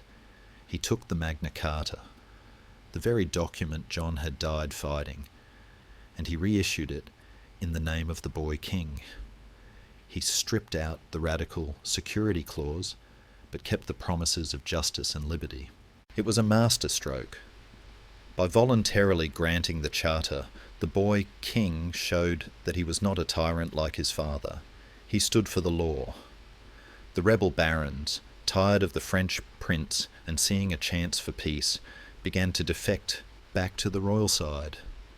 The charter, which had been a failure as a peace treaty for John, became the saviour of his son. It ceased to be a symbol of rebellion and became the bedrock of the English monarchy. So, as the winter of 1216 sets in, we leave the muddy banks of the Wash and the empty tent of the dead King John. The storm has broken the old oak, but a small green sapling has survived in the undergrowth. The 9-year-old Henry III is king, protected by the sword of an old knight and a piece of parchment that promised freedom. The dynasty hangs by a thread, but the thread is holding. The age of the warrior kings is fading. The age of the builder king is about to begin. The stonemasons are already mixing their mortar, for Henry will not seek his glory on the battlefield, but in the soaring arches of a church that will define the spiritual heart of England. The dust of the battlefield settles, and the frantic, muddy desperation of King John's final days fades into the long, slow rhythm of a new era. We are entering the reign of Henry III, a time that feels less like a war cry and more like a chant sung in a high, echoing vault. Henry was a boy of 9 when he was crowned with his mother's bracelet, but he grew into a man who was an anomaly in the Plantagenet line. He was not a warrior like the Lionheart, nor a legal genius like Henry II, nor a paranoia-riddled schemer like John. Henry III was a man of softness. He had a drooping left eyelid that gave him a perpetually sleepy, gentle expression, and a heart that was more at home in a chapel than a council chamber. His reign would stretch for 56 years, one of the longest in English history, but it was a reign defined not by the sword, but by the stonemason's chisel. If you walk through London today, you can still touch his soul. You just have to place your hand on the cool, grey stones of Westminster Abbey. Before Henry, the Abbey was a sombre, heavy Norman structure built by Edward the Confessor in the old style, thick walls, round arches, a fortress for God. But Henry had seen the new cathedrals rising in France, the style we now call Gothic. He dreamed of light. He wanted arches that pointed to heaven, walls that dissolved into stained glass, and a shrine that would rival the heavenly Jerusalem itself. And so he began to build. Close your eyes and imagine the construction site that dominated Westminster for decades. The air is filled with the white dust of Caen stone imported from Normandy. The sound is a constant rhythmic clink, clink, clink of iron on rock, the shouting of master masons, the creaking of great wooden treadwheel cranes lifting blocks high into the sky. Henry was obsessed. He spent astronomical sums on the abbey, moneys he often didn't have. He ordered the finest materials, Purbeck marble that polished to a dark glossy sheen, gold leaf to cover the ceiling, bosses, and mosaic floors of Italian cosmedy work that swirled in complex geometric patterns. He was building a jewellery box for a saint. The saint was Edward the Confessor, the last Anglo-Saxon king, whom Henry idolised. Henry even started dressing like him, and he gave his own son the Saxon name Edward, breaking the Norman naming tradition. He wanted to link the Plantagenet Dynasty to the ancient holy roots of England. But there is a strange fragility to Henry's piety. It was theatrical. In 1247 he acquired a vial containing what was certified by the Patriarch of Jerusalem to be the holy blood of Christ. It was a relic of immense power. Henry decided to carry it himself on foot. From St. Paul's to Westminster, he wore a simple rough cloak, walking barefoot through the streets of London, holding the crystal vial aloft with both hands, his eyes fixed on the heavens. He expected the crowds to weep with joy. He expected his barons to be awed by his holiness. Instead, the chronicler Matthew Paris tells us that the mood was awkward. The crowds were sceptical. Some barons suppressed giggles. They looked at their king, shuffling along in his poor man's cosplay, clutching a vial of questionable liquid. And they didn't see a saint. They saw a man who was out of touch with reality.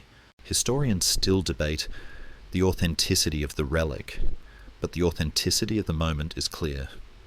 Henry lived in a world of symbols, while his subjects lived in a world of taxes. And the taxes were rising. Beauty is expensive. To fund the abbey and his own lavish court, Henry squeezed the Jews of England mercilessly and levied tallages on the towns. But he spent money as quickly as he gathered it, mostly on his family. And this brings us to the other great passion of Henry's life, his wife and her relatives. In 1236, Henry married Eleanor of Provence. She was 12 years old, clever, cultured, and beautiful. It was a love match, a rarity for the time. Henry was a devoted husband. Unlike his grandfather, Henry II, he had no known mistresses and fathered no illegitimate children. He lavished Eleanor with gifts, including a silver ship for her dining table and robes of cloth of gold. But Eleanor did not come alone. She brought with her a train of uncles and cousins from Savoy, the Savoyards. Henry, generous to a fault, gave them castles, titles, and bishoprics. Suddenly, the English court was speaking French with a Provençal accent. The English barons, men whose families had been fighting for their land for generations, found themselves pushed aside by these silken foreigners who whispered in the king's ear.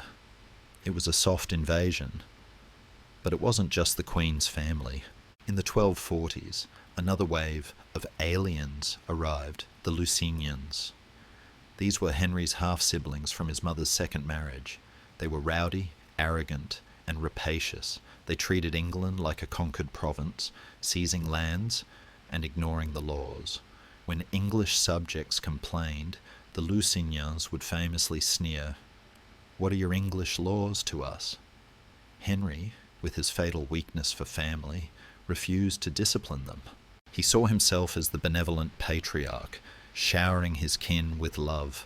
The barons saw a king who was being parasitized. The tension in the court began to curdle. It was a slow-motion car crash. Henry would ask for money. The barons, gathered in what they were starting to call parliaments, from the French parlour to speak, would refuse, citing the Magna Carta. Henry would weep, promise to reform, swear on the tomb of the confessor, get the money, and then immediately go back to his old ways. It was a cycle of pious incompetence. He even got involved in a ludicrous scheme to buy the throne of Sicily for his second son, Edmund, a paper crown that cost the English treasury a fortune and resulted in absolutely nothing but debt to the Pope. The gap between the king's dream world and the political reality was becoming a canyon, yet amidst the grumbling, the art flourished. Henry was the first English king to truly act as a patron of the arts on a grand scale. He had his vivid imagination painted onto the walls of his palaces, murals of battles, saints, and green curtains with gold stars. He introduced the king's touch, the belief that the monarch could cure scrofula, a skin disease, by laying on hands, a tradition that reinforced the sacred mystery of kingship. He was trying to craft an image of a monarchy that was holy, unassailable, and divine. But a king cannot live on incense alone. By the late 1250s, the sky outside the beautiful stained glass of the abbey was turning black. A storm was gathering, and it had a face. Among the foreign favourites Henry had welcomed to court was a man named Simon de Montfort. He was French, charismatic, religiously zealous, and a warrior of terrifying competence. He had married the king's sister, Eleanor, and for years he had been one of Henry's inner circle. But Simon was a man of iron, and he looked at Henry's rule, the waste, the favouritism, the weakness, with growing disgust. The builder of holy walls had forgotten to build a political foundation. The common people were suffering from a famine. The harvest had failed, and the chroniclers wrote that the poor ate horseflesh and the bark of trees. While the poor starved, the court feasted. The holy king seemed blind to the suffering on his doorstep. The tension snapped in 1258. A group of 7 barons swore a secret oath to reform the realm. They marched into the King's Hall at Westminster, fully armed, leaving their swords at the door, but keeping their armour on. It was a terrifying visual message. Henry, looking at the grim faces of his former friends, asked in a trembling voice, "Am I then a prisoner?" "No, my lord," came the reply, "but you must dismiss your aliens and govern by the advice of your nobles." The era of the simple king was over. The era of the Barons' War was about to begin. But before we leave Henry, let us take one last look at his masterpiece. Imagine the scaffolding coming down from the north transept of Westminster Abbey. The sunlight streams through the great rose window, casting pools of ruby and sapphire light onto the stone floor. It is breathtakingly beautiful. It is a legacy that will outlast the politics, the debts, and the wars. Henry III may have been a bad politician, but he gave England its soul of stone. He built a house for God, even as he was busy tearing down the house of Plantagenet. The silence of the abbey is waiting, but outside the swords are being sharpened, and the name on every lip is Montfort. The incense smoke of Westminster fades, replaced by the sharp metallic tang of ozone before a thunderstorm. We are standing on the edge of a precipice looking down into the year 1258. The air is heavy, the sky is a bruised purple, and the man standing at the centre of the storm is Simon de Montfort. To understand the earthquake that is about to shake England, you must understand that Simon was a contradiction wrapped in chainmail. He was a Frenchman who became the champion of the English community of the realm.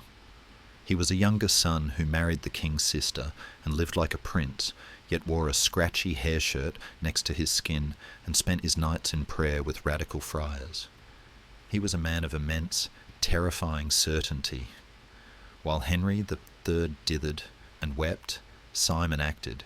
He believed, with a burning, fanatical intensity, that he was God's instrument, sent to cleanse the corruption of the Plantagenet court. The friction between the soft, artistic king and the hard, zealous earl sparked a fire that would nearly burn the monarchy to the ground. The first flames appeared at Oxford, in a dusty hall surrounded by armed barons who had simply had enough of Henry's incompetence. Simon forced the king to agree to the provisions of Oxford. This was not just a list of complaints, it was a revolution. It created a council of 15 men to effectively run the country, turning the king into a figurehead. For a brief moment, the absolute monarchy was dead. Henry was a king in name only, forced to watch as Simon and his allies fired his favourites and audited his accounts. But power is a slippery thing. The barons began to squabble among themselves. Fighting over spoils is, after all, a traditional noble pastime, and Henry, receiving a papal bull that absolved him of his oaths, the Pope was always helpful in a pinch, tried to seize back control. The result was civil war. The country split. On one side were the royalists, the king, his queen Eleanor, and their tall, long-limbed son Prince Edward. On the other were the Montfortians, a mix of idealistic barons, radical clergy, and, crucially, the students of Oxford and the citizens of London, who saw Simon as a holy saviour. The climax came on a foggy morning in May 1264, on the steep chalk downs above the town of Lewes. Simon's army was outnumbered, but he had spent the night in prayer, and he ordered his men to wear white crosses on their tunics, framing the rebellion as a crusade against tyranny. When the battle joined, it was chaotic. Prince Edward, young and hot-headed, led a thunderous cavalry charge that smashed through the London militia. He chased them for miles, hacking them down in a fury of revenge for their insults to his mother. But while Edward was busy indulging in slaughter, he lost the battle. Behind him, Simon de Montfort's disciplined troops captured the king. By the time Edward returned, his horse blown and his sword bloody, the game was over. The King of England and the heir to the throne were prisoners. Simon de Montfort was now the master of England. For the next year, England was a republic in all but name, ruled by Earl Simon, but being a dictator is lonely work. The other barons began to resent his arrogance. They whispered that he wasn't fighting for the realm but for the House of Montfort. Isolated and desperate to shore up his legitimacy, Simon did something extraordinary. In January 1265, he summoned a parliament to Westminster, but he didn't just invite the usual suspects, the earls, the bishops, the barons. He sent writs to the towns and boroughs, asking them to send 2 burgesses, commoners, from each town to speak for their communities. It is a moment that makes constitutional historians go weak at the knees. This was the seed of the House of Commons. Historians still argue fiercely about Simon's motives. Was he a visionary democrat, believing in the voice of the people? Or was he just a desperate politician looking for a new power base because his aristocratic friends were deserting him? It was likely the latter. Desperation is the mother of invention, after all, but the effect was the same. For the first time, the Commons stepped onto the stage of national politics, blinking in the candlelight, wondering why on earth they had been invited to the high table. But while Simon was building parliaments, Prince Edward was planning an escape. Edward is the dark horse of this story. He was being held in honourable captivity at Hereford Castle. He was 26 years old, already 6'2", a giant for the time, and he had learned a lot from his defeat at Lewes. He had also learned from Simon. He admired the Earl's ruthlessness, even as he hated him. One afternoon, Edward suggested to his guards that they race their horses in a meadow outside the castle. It seemed like a harmless game. The guards, bored and perhaps wanting to humiliate the prince, agreed. They raced and raced until their horses were foaming and exhausted. Edward, who had kept his own mount fresh, simply waved goodbye and galloped away to freedom. It was a simple trick, the kind of thing a schoolboy would think of, but it changed history. Edward rallied the royalist forces. The Lord Edward, as he was known, was no longer the reckless boy of Lewes. He was a cold, calculating commander. He moved with lightning speed, trapping Simon's army in a loop of the River Avon at Evesham. The morning of August 4th, 1265, dawned with a strange, suffocating heat. The chroniclers tell us that a terrible storm was brewing. Black clouds piled high like mountains, turning the day into night. As Simon looked out from the Abbey Tower at Evesham and saw the royal standards surrounding him, trapping him against the river, he knew he was dead. He saw the orderly ranks of Edward's army, troops arranged exactly as Simon had taught him. "By God," Simon is said to have murmured, with a mix of horror and pride, "they come on well. They have not learned that from themselves, but from me." He turned to his friends. "Commend your souls to God," he said, "for our bodies are theirs." The Battle of Evesham was not a battle. It was a massacre. There was no attempt to take prisoners. Prince Edward wanted the rebellion cut out by the root, under a sky that ripped open with thunder and lightning, in a darkness so deep that men could barely see who they were striking. The royalist knights hacked Simon's small force to pieces. The old King Henry, who had been dragged along by Simon as a hostage, was dressed in plain armour. He was knocked off his horse and nearly killed by his own son's troops, crying out pitifully, "I am Henry of Winchester, your king. Do not kill me." A guard recognised his voice and saved him. But there was no mercy for Simon. He fought to the end, surrounded by a loyal circle of knights who fell one by one. Finally, a lance thrust into his neck, and the Steward of England fell. What happened next was an orgy of mutilation that shocked even that brutal age. The royalist soldiers hacked off Simon's hands and feet. They cut off his head and stuck it on a spear. They severed his testicles and hung them on either side of his nose, parading the grotesque trophy around the field. It was a visceral scream of rage from the establishment that had been frightened by his revolution. The storm finally broke, rain washing the blood into the River Avon, turning the water red. The Earl's Parliament seemed to have died with him in the mud. But ideas are harder to kill than men. Simon de Montfort was dead, his body parts scattered. His head was sent to the wife of Roger Mortimer as a grim gift. But the precedent he set did not vanish. The common people mourned him as a saint. They visited the site of the battle, scooping up the bloody earth, claiming it cured illnesses. And most importantly, Prince Edward, now the real power behind the restored throne, remembered. He remembered the Parliament. He remembered the utility of calling the Commons to get money and support. When Edward eventually became king, he would summon parliaments again and again, not because he loved democracy, but because he saw that it worked. Simon had lost his life, but he had won the argument.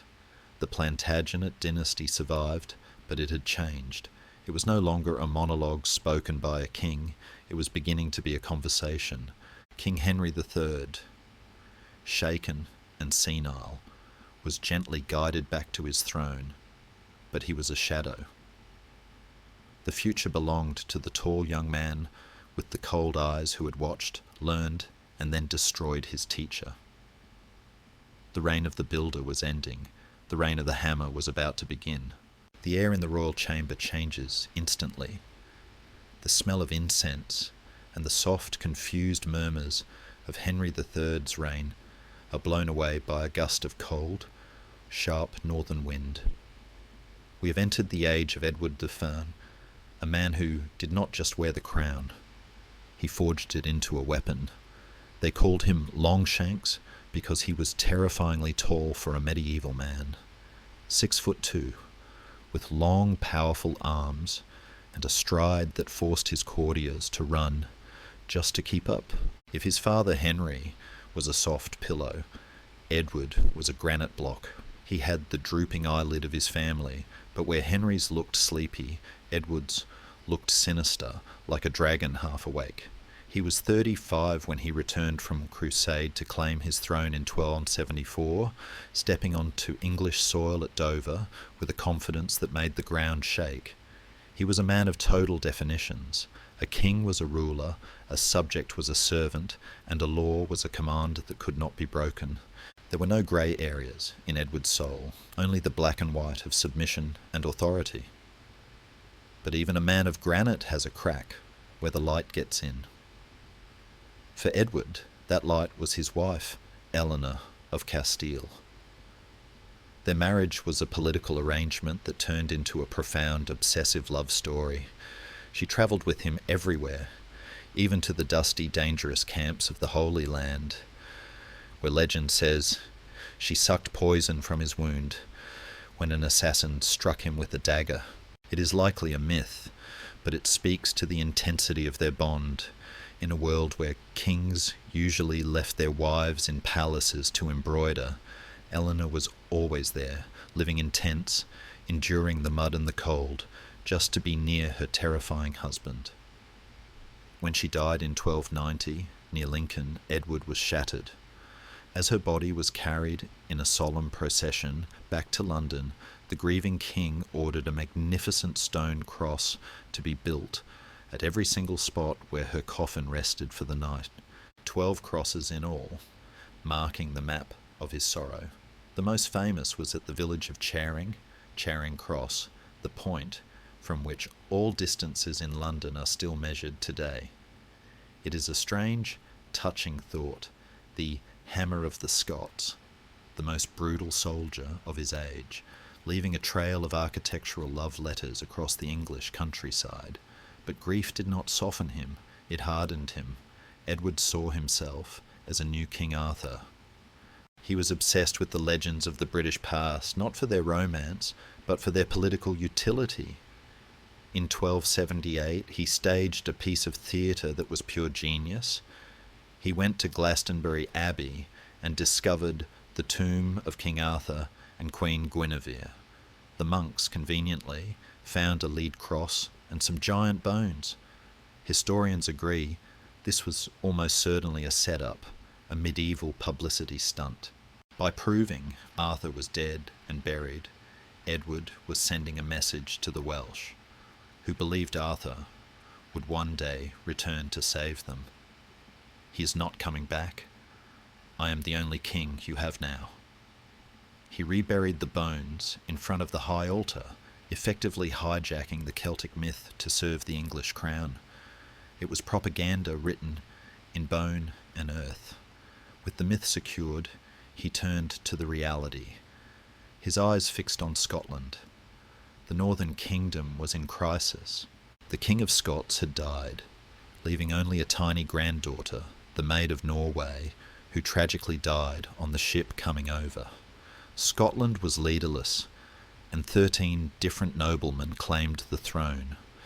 They made the fatal mistake of asking Edward II to step in and judge the dispute. It was like inviting a wolf to judge a dispute between sheep. Edward arrived at the border not as a neighbour, but as a feudal overlord. He demanded the Scottish nobles swear allegiance to him before he would make a decision. Caught in a trap of their own making, they agreed. Edward chose John Balliol, a man he thought he could control, to be the King of Scots. He treated Balliol like a naughty schoolboy, humiliating him, summoning him to court in London to answer petty complaints. When the Scots finally snapped and made an alliance with France, the Old Alliance, Edward's patience evaporated. He marched north in 1296, and the hammer fell. He sacked the trading town of Berwick with a ferocity that shocked chroniclers. The streets ran with blood for days. They say the mills were turned by the flow of gore rather than water. It was a calculated act of terror. He smashed the Scottish army at Dunbar and marched through the country, stripping it of its symbols of nationhood. He took the Black Rood of St. Margaret, the holy relic of the Scottish royal house. But his greatest theft was a rough block of sandstone kept at Scone Abbey. This was the Stone of Destiny, the ancient rock upon which all Scottish kings had been crowned for centuries. Legend said it was the stone Jacob had used as a pillow in the Bible. Edward didn't care about the Bible. He cared about power. He had the heavy stone hauled down to Westminster Abbey and built a special wooden chair to hold it, the coronation chair. He placed the stone underneath the seat so that every future English king would be crowned sitting literally on top of Scotland. It was a masterstroke of symbolic dominance. But symbols cannot fight guerrilla wars. Edward thought he had conquered a country. Instead, he had woken a people. From the mist and the heather emerged a man who was no nobleman, but a minor squire with a giant strength and a burning hatred for the English occupation. William Wallace. He was not the painted barbarian of Hollywood movies. He was a tactical genius who used the landscape itself as a weapon. At Stirling Bridge, Wallace caught the English army in a bottleneck and slaughtered them. The news reached Edward, who was busy in France, like a slap in the face. The old king, now in his 60s, his hair white, but his back still straight as a lance, returned to deal with the traitor. At the Battle of Falkirk in 1298, Edward showed he had lost none of his lethal skill. He used his longbowman, a weapon he had learned to respect in Wales, to rain death on the Scottish spearmen. Wallace's schiltrons, circles of spears, broke. The revolt was crushed, though Wallace escaped, living as a fugitive until his eventual capture and grisly execution in London. Yet Edward's wars were expensive. To pay for his campaigns, he had to do something his father Henry III had hated. He had to talk to his people. But Edward used Parliament differently. He didn't see it as a limit on his power, but as a tool to project it. In 1295 he summoned the Model Parliament, inviting knights and burgesses not to ask their advice, but to get their money. He famously proclaimed, "What touches all should be approved by all." It sounds democratic, but in Edward's mouth it was a practical maxim. If you want to tax everyone, you have to ask everyone. He passed statute after statute, quo warranto, by what warrant, demanding to see the title deeds of his barons, the statutes of Mortmain, stopping the church from swallowing up land. He was a lawyer king, wrapping his iron fist in a velvet glove of parchment. He was tidying up the messy feudal world he had inherited, drawing clear lines where before there had been smudges. As the sun sets on the 13th century, we see Edward III as an old man, still in the saddle, still fighting. He is sick, his legs are swollen, but his will is unbreakable. He is riding north again to punish Robert the Bruce, the new Scottish rebel. He is dying, and he knows it. But he refuses to stop. He commands his men to carry him in a litter at the head of the army. He is a terrifying figure, a dying king, dragged through the mud to fight one last war. He breathes his last at Berg by Sands, just south of the Scottish border, within sight of the land he tried so hard to crush, but never could. His final command was the stuff of nightmares. He ordered his flesh to be boiled from his bones, and his skeleton carried into battle with the army, so that even in death he could lead the charge. His son, Edward II, ignored this gruesome request, perhaps the first of many disappointments. But as the old king's body is carried south to join his beloved Eleanor in the abbey, the silence he leaves behind is heavy. The hammer has stopped striking, but the cracks he made in the island of Britain run deep, and the blood has not yet dried on the stone. To understand the sheer weight of Edward II's will, we must leave the muddy lowlands and travel west into the sharp, jagged teeth of the mountains. This is Snowdonia, Eryri in Welsh, the land of eagles. The air here is thinner, sharper, smelling of wet slate, ancient moss, and the salt spray blowing in from the Irish Sea. For centuries, these mountains were the natural fortress of the Welsh princes, a landscape of mist and ambush, where heavy English cavalry floundered and died. Kings like Henry II and John had tried to tame this land and failed. retreating with their tails between their legs. But Edward Sias was not a man who accepted geography as an excuse. He looked at these mountains and decided that if he could not defeat them, he would ring them with stone until they choked. This is the story of the Iron Ring, the greatest castle-building project in medieval history and the tombstone of Welsh independence. The conflict began with a refusal. Llywelyn ap Gruffudd, known as Llywelyn the Last, was the Prince of Wales, a title actually granted to him by Henry III. But Llywelyn saw the new King Edward not as an overlord, but as a threat. He refused to attend Edward's coronation. He refused to pay homage. He stayed in his mountain fastness, believing himself safe. It was a fatal miscalculation. Llywelyn was playing by the old rules of feudal skirmishes. Edward was playing a new game of total conquest. In 1277, and again in 1282, Edward did not just invade, he strangled. He used his navy to cut off the island of Anglesey, the breadbasket of Wales, starving the Welsh army. He brought thousands of wood cutters to hack broad roads through the dense forests, removing the cover for Welsh archers. It was industrial warfare. The end of the native Welsh dynasty was tragic and messy. Llywelyn wasn't killed in a great cinematic last stand. He was killed in a minor skirmish near Builth Wells in December 1282, run through by an English soldier who didn't even know who he was. When they realised they had killed the prince, they hacked off his head and sent it to London, where Edward had it displayed on a spike at the tower, crowned mockingly with a wreath of ivy. With the prince dead and his brother Dafydd executed shortly after, the ancient line of Welsh kings was broken. The dragon had been slain. But Edward knew that killing a prince is easy. Killing a culture is hard. He needed to ensure that Wales would never rise again.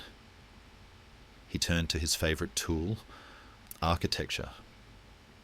He summoned a genius from Savoy, a master mason named Master James of St. George. James is one of the unsung heroes, or villains, depending on your perspective, of medieval history. He was the Da Vinci of military fortification. Edward gave him a blank cheque and a simple order: build me a ring of castles that will stand until the end of time. And so, the Iron Ring rose from the earth. These were not the simple Motte and Bailey timber forts of the early Normans. These were monsters of concentric stone, white and gleaming, for they were whitewashed then, designed to terrify. Look at Conwy Castle. It rises from a rock like a natural extension of the cliff, a cluster of 8 massive towers that dominates the river crossing. It looks like a fairy tale fortress, but it is a machine for killing. The town walls, which still stand today, wrapped around the English settlement like a protective arm, separating the colonizers from the conquered. Then there is Harlech, perched high on a crag overlooking the sea. It is a brooding, vertical fortress, seemingly impregnable. During the Wars of the Roses, centuries later, it would hold out for 7 years in the longest siege in British history, inspiring the stirring song, Men of Harlech. But in Edward's time, it was a symbol of the way from the sea. Edward's strategy of supplying his castles by ship so they could never be starved out by a land siege. But the jewel in the crown, the most political and symbolic of them all, was Caernarfon. Master James designed this not just as a fortress, but as a palace. Notice the walls. They are not round like the others. They are polygonal, many-sided, and the masonry is banded with horizontal stripes of different coloured stone. This was not an aesthetic whim. Edward was mimicking the great walls of Constantinople. He was telling the Welsh that his authority was not just English, but Roman, imperial, ancient. He was stealing their own myths. The Welsh had a legend about a Roman emperor, Maxen Biledig, who dreamed of a fortress at the mouth of a river with multicoloured towers. Edward built Caernarfon to make that dream look like his reality. He was rewriting their folklore in stone. It was here, at Caernarfon, that one of the most famous scenes in British royal history played out. Though, as always, we must be careful with the legend. In 1284, Edward's heavily pregnant queen, Eleanor, was brought to Caernarfon. Edward wanted his child to be born on Welsh soil. On April 25th, she gave birth to a boy, Edward of Caernarfon. The story goes that Edward the Fern presented the baby to the Welsh chieftains on the Queen's Gate, high above the crowds. He had promised them a prince who was born in Wales and could speak no word of English. The Welsh lords, expecting a local nobleman, were horrified when Edward lifted the squalling infant. The baby, of course, spoke no English. He spoke nothing. It was a lawyer's trick, a cruel joke. Historians debate whether this theatrical presentation actually happened quite like that. It sounds a bit too perfect, a bit too folkloric. But the political reality was exactly the same. In 1301, Edward made his son the Prince of Wales, a title that the heir to the British throne holds to this day. It was the final act of appropriation. He had taken their land, their laws, and finally, their very name. The cost of this conquest was staggering. The Iron Ring cost something like 80,000, a sum so vast it is hard to translate, but it was several times the annual income of the entire kingdom. It nearly bankrupted the crown. It forced Edward to call more parliaments, to tax his subjects until they groaned.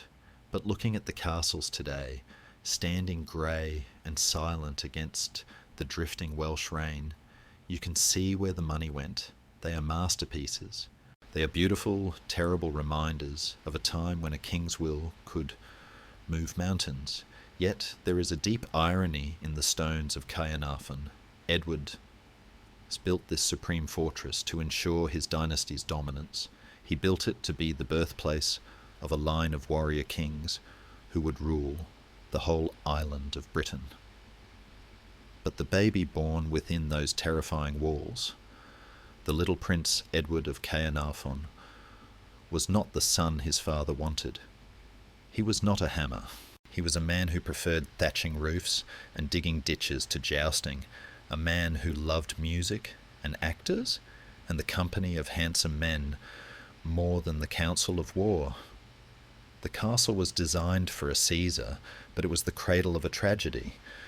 As the 13th century bleeds into the 14th, the great Edward the Serin grows old. His Iron Ring is complete. His conquest seems secure. The Welsh are quiet, sullen, and defeated. But walls of stone cannot protect a dynasty from its own DNA. The king has built a cage for a lion, but he is about to hand the key to a man who just wants to be loved. The wind whistles through the arrow loops of Harlech, singing a song of change. The hammer is losing its grip, and the Prince of Wales is growing up. And in the shadows of the court, the wolves are already watching the new prince, sensing that the iron in his soul is soft. The iron coffin of the old hammer, Edward the Serf, had barely grown cold before the atmosphere in England shifted from terror to bewilderment. We have now arrived at the reign of Edward II, a tragedy painted in bright, clashing colours. If Edward the Citera was a statue of granite, his son was a figure moulded from soft wax, easily shaped by the hands of those he loved. Edward II is perhaps the most misunderstood of all the Plantagenets. History has often dismissed him as weak or foolish, but his tragedy was more personal. He was a man born into the wrong role. In a world that demanded a warrior king who slept in armour and drank blood, Edward preferred to thatch roofs, swim in the river with the common folk, and dig ditches for fun. He didn't want to conquer Scotland. He wanted to live a private life with his friends. But a king has no private life. And the centre of his private world was a young man named Piers Gaveston. To understand the disaster that followed, you must understand Gaveston. He was a Gascon knight. dashing, arrogant, witty, and possessed of a tongue like a razor. He and Edward had grown up together, and their bond was absolute. Edward called him Pero, and my brother. When Edward became king in 1307, his first act wasn't to secure the Scottish border, it was to recall Gaveston from exile, where the old king had sent him, and make him the Earl of Cornwall, a title reserved for royalty. At the coronation, while the great Earls of England fumed in their velvet robes, Gaveston pranced in, wearing royal purple silk and pearls, carrying the crown of St. Edward. He outshone the king, he mocked the powerful barons with cruel nicknames. He called the Earl of Warwick the Black Dog of Arden, and the Earl of Lancaster the Fiddler. It was funny, perhaps, but it was suicidal. Historians have spent 7 centuries arguing about the nature of this relationship. Was it sexual? The chroniclers of the time certainly hinted at it, calling it sodomy and comparing them to David and Jonathan. Marlowe, the playwright, later wrote of them as tragic lovers. Modern historians are more cautious, suggesting it might have been a ritualized blood brotherhood, a bond of adoptive kinship common in Gascony. But whether they were lovers or brothers matters less than the political reality. Edward loved Gaveston beyond measure, more than his wife, more than his kingdom. He allowed Gaveston to control patronage, to filter access to the throne. To the barons, this wasn't just a scandal, it was a constitutional crisis. The king was supposed to take counsel from his peers, not from an upstart foreigner who laughed at them. The tension finally snapped in 1312. The barons, led by the king's own cousin, the wealthy and pious Thomas of Lancaster, rose in rebellion. They hunted Gaveston down like an animal. Edward tried to save him, fleeing north with his favourite, but they were separated. Gaveston surrendered on a promise of safety, but the Black Dog of Warwick bit. In a scene of grim, lawless justice, the greatest earls of England took the king's favourite to Blacklow Hill in Warwickshire. There were no trials, no royal pardons. 2 Welshmen ran him through with swords and beheaded him. When the news reached Edward, he didn't scream with rage. He collapsed into a silent, terrifying grief. He paid for the body to be embalmed and kept it with him for years, unable to let go. He would eventually bury Gaveston with honour, but he never forgave the men who killed him. The Black Dog and the Fiddler were now marked men. The king had learned to hate. But while the court was consuming itself with these personal vendettas, the north was burning. Robert the Bruce, the King of Scots, had been systematically dismantling the English occupation. He was capturing castles one by one, sometimes by stealth, sometimes by brute force. By 1314, only the great fortress of Stirling held out. Edward II, needing to prove he was a real king, summoned a massive army. It was the largest English force ever assembled to invade Scotland. Thousands of heavy cavalry, Welsh archers, and infantry. They marched north, a river of steel, confident that the ploughman king Edward II would finally crush the Scots. They met Ticre at a place called Bannockburn. It was midsummer, June 1314. The heat was stifling. The English army was vast, but poorly led. Edward II was not a general. He jammed his massive force into a confined space between the Bannockburn and the Pell Stream, a marshy, boggy trap where his cavalry couldn't manoeuvre.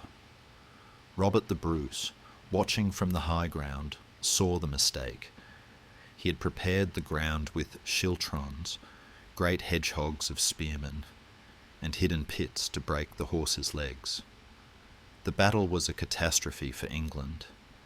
The heavy knights charged into the bog and were skewered. The English archers, usually the trump card, were badly positioned and were ridden down by the Scottish light cavalry. Panic set in. the great English army turned into a mob, crushing each other in their desperate attempt to escape the mud and the spears.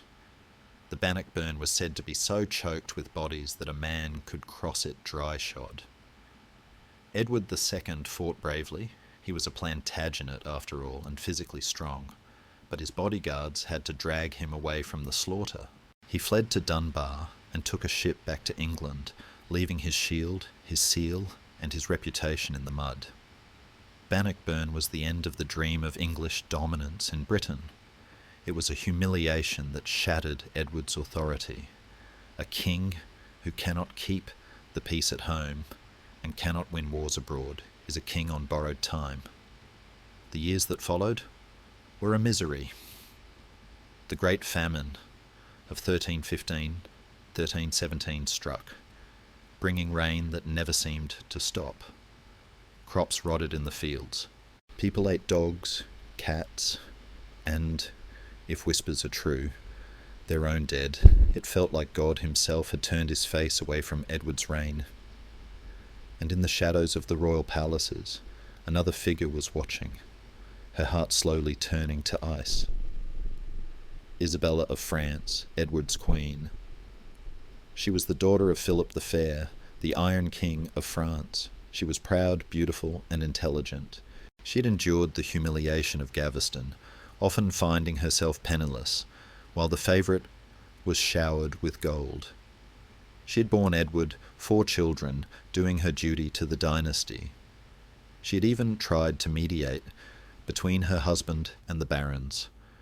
She was known as the peacemaker, but everyone has a breaking point.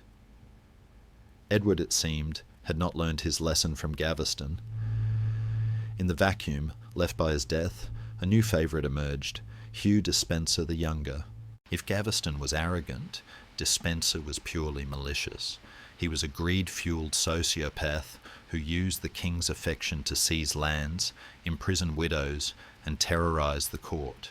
He was far more dangerous than Gaveston because he was cleverer. He completely dominated Edward, cutting him off from his wife and his remaining friends. He even confiscated Isabella's own estates and, in a supreme insult, took away her children. This was the mistake that would kill them. You can insult a queen, you can ignore a wife, but you do not steal a mother's children. Isabella's transformation from the peacemaker to the she-wolf began here. She realized that her husband was not just incompetent, he was a danger to her and to the future of her son. She needed an escape. In 1325, a dispute arose with France. Edward, manipulated by Despenser, who was terrified to leave England for fear of being murdered, made a fatal error. He sent Isabella to Paris to negotiate a peace treaty with her brother, the French king. It was like opening the cage door. Isabella crossed the channel. She was free. She was back in the land of her birth, away from the stifling control of Despenser. And there, in the French court, she met an exile. Roger Mortimer was a powerful marcher lord from the Welsh borders. He had rebelled against Edward and Despenser, been imprisoned in the Tower of London, and had made a daring escape, drugging the guards and climbing the walls with a rope ladder. He was rough, dangerous, and everything Edward was not. He and Isabella became lovers. It was one of the greatest scandals of the Middle Ages. A queen of England living in open adultery with a traitor. They wore matching black clothes to signify their mourning for the state of England. They weren't just having an affair, they were building an army. Back in England, Edward II and Hugh Despenser sat in their palaces, paralysed. They wrote letters demanding Isabella return. She replied with the line that must have chilled Edward's blood. I feel that marriage is a joining together of man and woman, but the impostor Despenser has come between my husband and me, and is trying to separate us entirely. I will not return until this intruder is removed. It was a declaration of war. The king who loved too much had finally pushed away the one person who could have saved him. The ships were gathering in the French harbours. The wind was turning. The she-wolf was coming home, and she was bringing her teeth. The mist hangs low over the River Orwell on the coast of Suffolk, a grey curtain hiding the horizon. It is September 1326. Out of this fog ghost, the sails of a small invasion fleet. They are not carrying a foreign conqueror, but a wife returning home to destroy her husband. Isabella of France, the she-wolf, steps onto the shingle beach. She is dressed in widow's weeds, black veils and heavy dark wool, a piece of masterful political theatre. Her husband, Edward II, is still very much alive, but she is signalling that her marriage is dead, murdered by the cruelty of Hugh Despenser. She brings with her only a small force of mercenaries, but she carries a weapon far more potent than swords, the sheer, exhausted hatred of a nation for its king.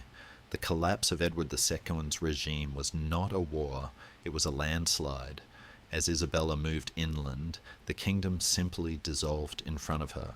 The great earls, the bishops, and even the king's own brothers rode to her banner. They saw her not as a traitress, but as a liberator. Edward II and Despenser, isolated in London, realised with horror that the game was up. They fled west, running towards Wales, the land where Edward had been born, hoping to find safety in the wild hills. But there was no safety for them. They were hunted down like foxes, captured in the pouring rain in South Wales, shivering, hungry, and utterly alone. The reckoning for Hugh Despenser was biblical in its savagery.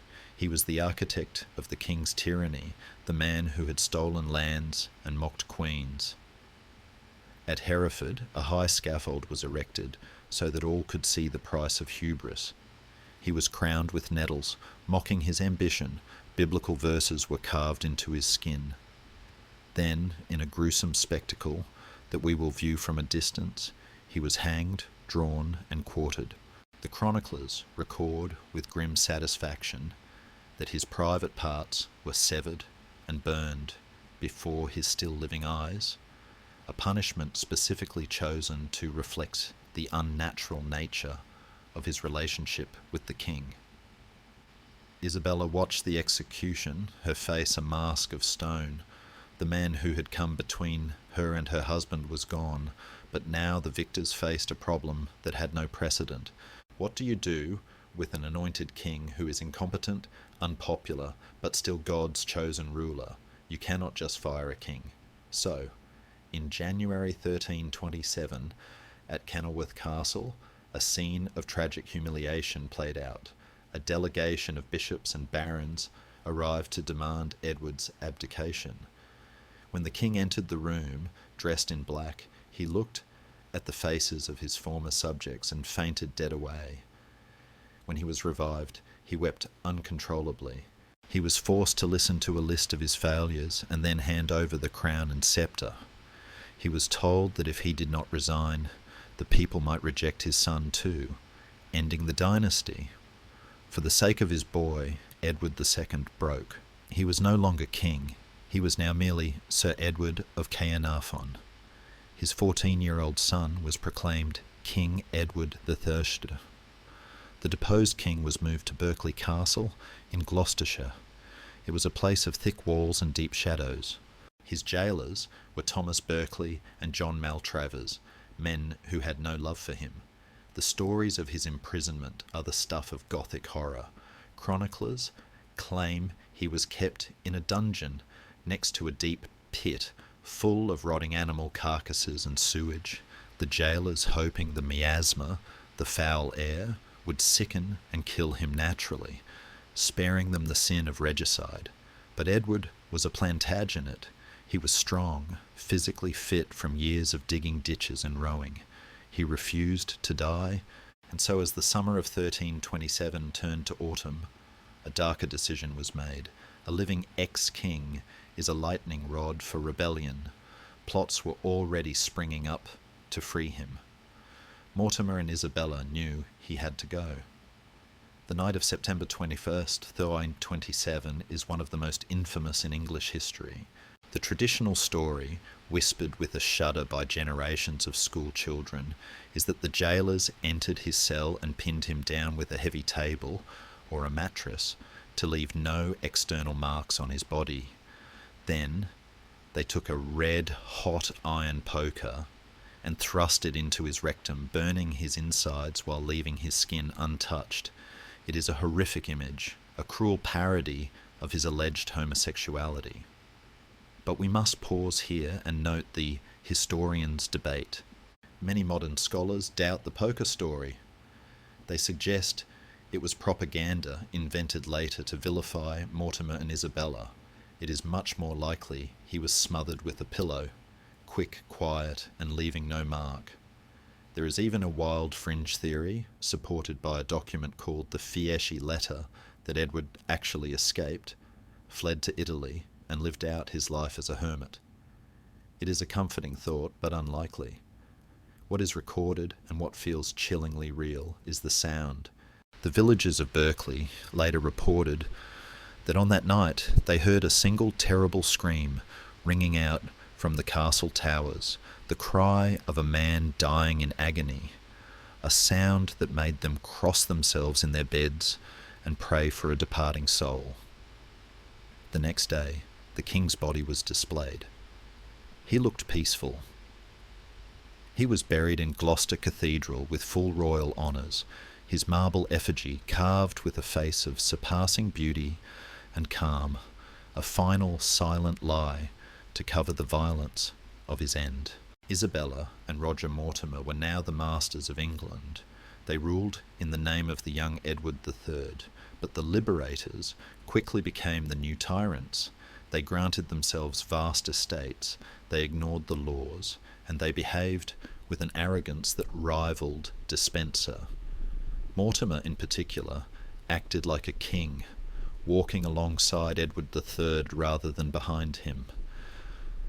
The people began to grumble. They called Isabella the she-wolf of France. They had swapped a fool for a wolf, but they had forgotten one thing. The boy. Edward III was 17 years old. He was not his father. He was his grandfather, the Hammer, reborn. He was intelligent, martial, and fiercely proud. He had watched in silence as his father was humiliated, his mother corrupted, and his inheritance stolen. He had married a capable young woman, Philippa of Hainault, and he was ready to be a man. He knew that as long as Mortimer lived, he would be a puppet. In October 1330, the court was staying at Nottingham Castle. Mortimer, paranoid about plots, had the castle locked down every night, the keys placed under his own pillow. He felt safe. He didn't know that the castle sat on a honeycomb of sandstone caves. On the night of October 19th, young Edward III led a small group of loyal knights into the dark. They entered a secret tunnel at the base of the castle rock, a passage now known as Mortimer's Hole. They crept up through the gloom, their chainmail muffled, their breathing shallow. They burst into the Queen's bedchamber. The scene was chaos. Mortimer was there with Isabella. The knights drew their swords. A brief scuffle, a few guards cut down, and Mortimer was seized. Isabella threw herself at her son's feet, crying out the famous line, "Fair son, have pity on the gentle Mortimer." But Edward III had no pity left in him. He looked at the man who had humiliated his father and usurped his throne, and he saw only a traitor. Mortimer was dragged away. He was taken to Tyburn in London and hanged as a common criminal. His body was left hanging for 2 days, a grim warning to anyone who would touch the crown. As for Isabella, the she-wolf, Edward did not kill her. She was his mother. He stripped her of her power and her vast income, forcing her into a comfortable but quiet retirement at Castle Rising in Norfolk. She would live for another 28 years, reportedly becoming increasingly pious, perhaps haunted by the scream from Berkeley Castle. The sun rose over Nottingham. The mist of the previous reign, the favourites, the scandals, the weakness, was burning off. Edward III had stood at the window, 18 years old, the undisputed King of England. He looked out over a realm that was bankrupt, demoralised, and defeated by the Scots. But he did not see ruin. He saw potential. He felt the blood of the Plantagenets humming in his veins, the energy of Henry II, the courage of the lion heart, the iron will of the hammer. He turned his back on the darkness of his father's cell. He was about to launch England into its most glorious, golden, and bloody age. The era of the night was dawning. If the reign of Edward II was a damp, suffocating fog, the reign of Edward III was a sudden burst of sunlight hitting polished steel. We are entering the high summer of the Plantagenet story, a time when England shakes off its humiliation and decides to punch well above its weight. Edward III is the king you see in storybooks, tall, bearded, golden-haired, and effortlessly regal. He understood something his father never did. A king must be a showman. He turned the court into a theatre of chivalry, a place of tournaments, feasting, and high ideals. He healed the rifts with the barons, not by fighting them, but by inviting them to the party. He gave them war, he gave them glory, and he gave them a common enemy. That enemy was France. The conflict that would define the next century, the 100 Years' War, began with a lawyer's argument and ended with a butcher's bill. In 1328, the King of France died without a son. Edward III, through his formidable mother Isabella, was the dead king's nephew. By the laws of blood, he was the closest male heir. But the French nobility looked across the channel at this teenage English king and recoiled. They dusted off an ancient, obscure rule from the time of Clovis called Salic law, which stated that a woman could not inherit the throne nor pass the claim to her son. The lily doesn't spin, they declared, meaning the French crown could not pass to a female line. They chose a French cousin, Philip VI, instead. Edward initially accepted this, but the friction was undeniable. The French were meddling in Scotland, the English were meddling in the wool trade in Flanders.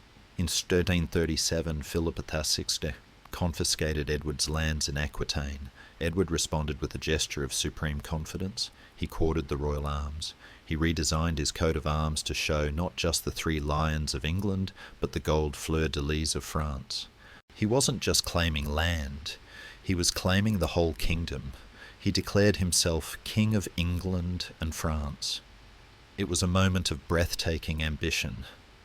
England was a small, relatively poor island of 3 or 4 million people. France was a superpower of 12 million. It should have been a massacre. But Edward had a secret weapon. It wasn't a catapult or a cannon. It was a stick of yew wood, 6 feet long, strung with hemp. The longbow. To see the power of this weapon, we must travel to a hillside near the village of Crécy in northern France. The date is August 26, 1346. The sky is dark, swollen with rain. Edward's army is small, tired, and cornered. They have been raiding across Normandy, burning and looting, a tactic called a chevauchée. But now the massive French army has caught them. Philip VI has raised the feudal levy of France, the cream of European chivalry. Thousands of knights in shining armour, eager to crush these English peasants. Edward positions his men at the top of a ridge. He dismounts his knights, a revolutionary move, and places them among the archers. He is saying, "We stand or die together." The French arrive late in the day. A sudden thunderstorm breaks, drenching the field. The French rely on Genoese mercenaries armed with crossbows. The crossbow is a deadly machine, but it has a flaw. The string is made of sinew. When it gets wet, it stretches and loses power. The Genoese, their strings soaked by the rain, march up the hill to soften the English line. The English longbowmen, however, have simply unstrung their bows and tucked the strings under their hats to keep them dry.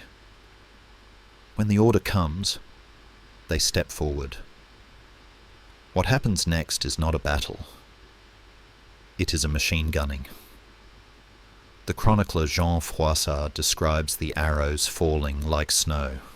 It is a terrifying image, a white blizzard of death hissing through the air. The Genoese crossbows pop harmlessly short. The Genoese try to retreat, but the French knights behind them, arrogant and impatient, see this as cowardice. "Kill me these rascals," King Philip orders.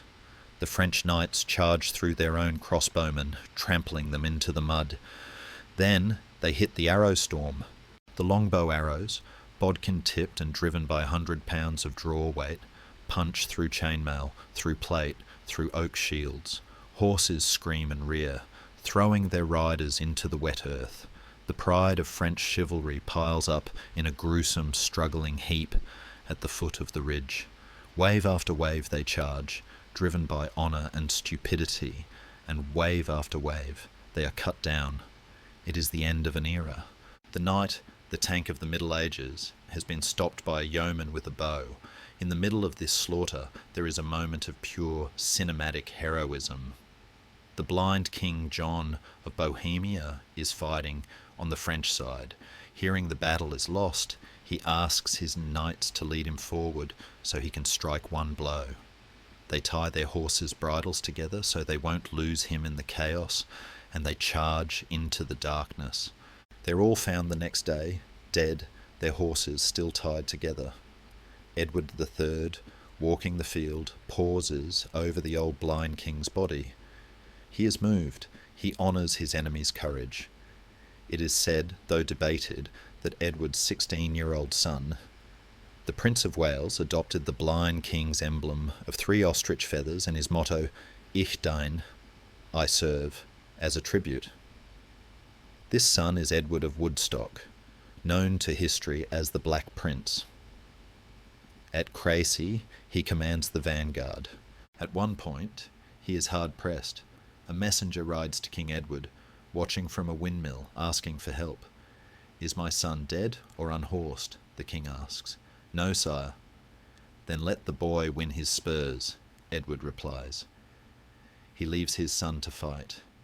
It is harsh love, Spartan love, but it forges a legend. The Black Prince becomes the superstar of the age, a tournament champion and a terror on the battlefield. After Crecy, England is drunk on victory. Edward captures Calais, which will remain an English enclave for 2 centuries. The plunder flows back across the Channel, silks, gold, wines. The English court becomes the most fashionable in Europe. Edward decides to cement this new age of chivalry with a symbol. He loves the Arthurian legends even more than his grandfather did. He holds a great tournament at Windsor and founds a new knightly order, the Order of the Garter. The origin story is famous, slightly risque and perfectly Plantagenet. It is said that at a ball, the Countess of Salisbury dropped her blue garter while dancing. The courtiers sniggered. Edward, seeing her embarrassment, picked it up and tied it around his own leg, saying, "Honi soit qui mal y pense." Shame on him, who thinks evil of it. He made it the motto of his order. 26 knights, including the king and the Black Prince, bound together by loyalty and honour. It was a brilliant piece of branding. It created an inner circle of elite warriors who were personally loyal to the king. The Blue Garter became the most coveted honour in the land. Edward rebuilt Windsor Castle to house this new order. He spent a fortune turning the old fortress into a Gothic palace. He even built a House of the Round Table, though only the foundations remain. He was trying to bring Camelot to life, and for a brief shining moment in the late 1340s, it seemed to be working. The king was glorious, the prince was a hero, the French were beaten, and the wine was flowing. The chroniclers wrote that a new sun seemed to have risen over the people. But history has a cruel sense of timing. Just as Edward's sun reached its zenith, a ship docked at the port of Melcombe Regis in Dorset. It was a merchant ship from Gascony carrying spices, cloth, and rats. The rats carried fleas, and the fleas carried a bacteria called Yersinia pestis. The party was about to end. The Knights of the Garter could stop a French charge, and the long bowmen could darken the sky with arrows, but none of them could fight what was coming.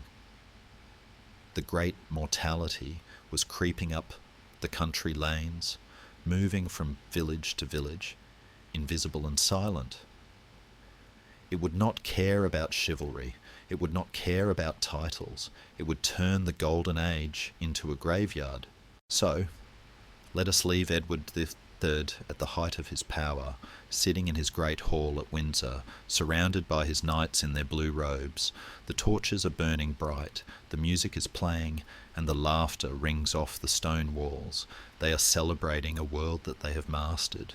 They do not yet notice the chill wind blowing under the door, or the servant in the corner who has just collapsed, coughing blood.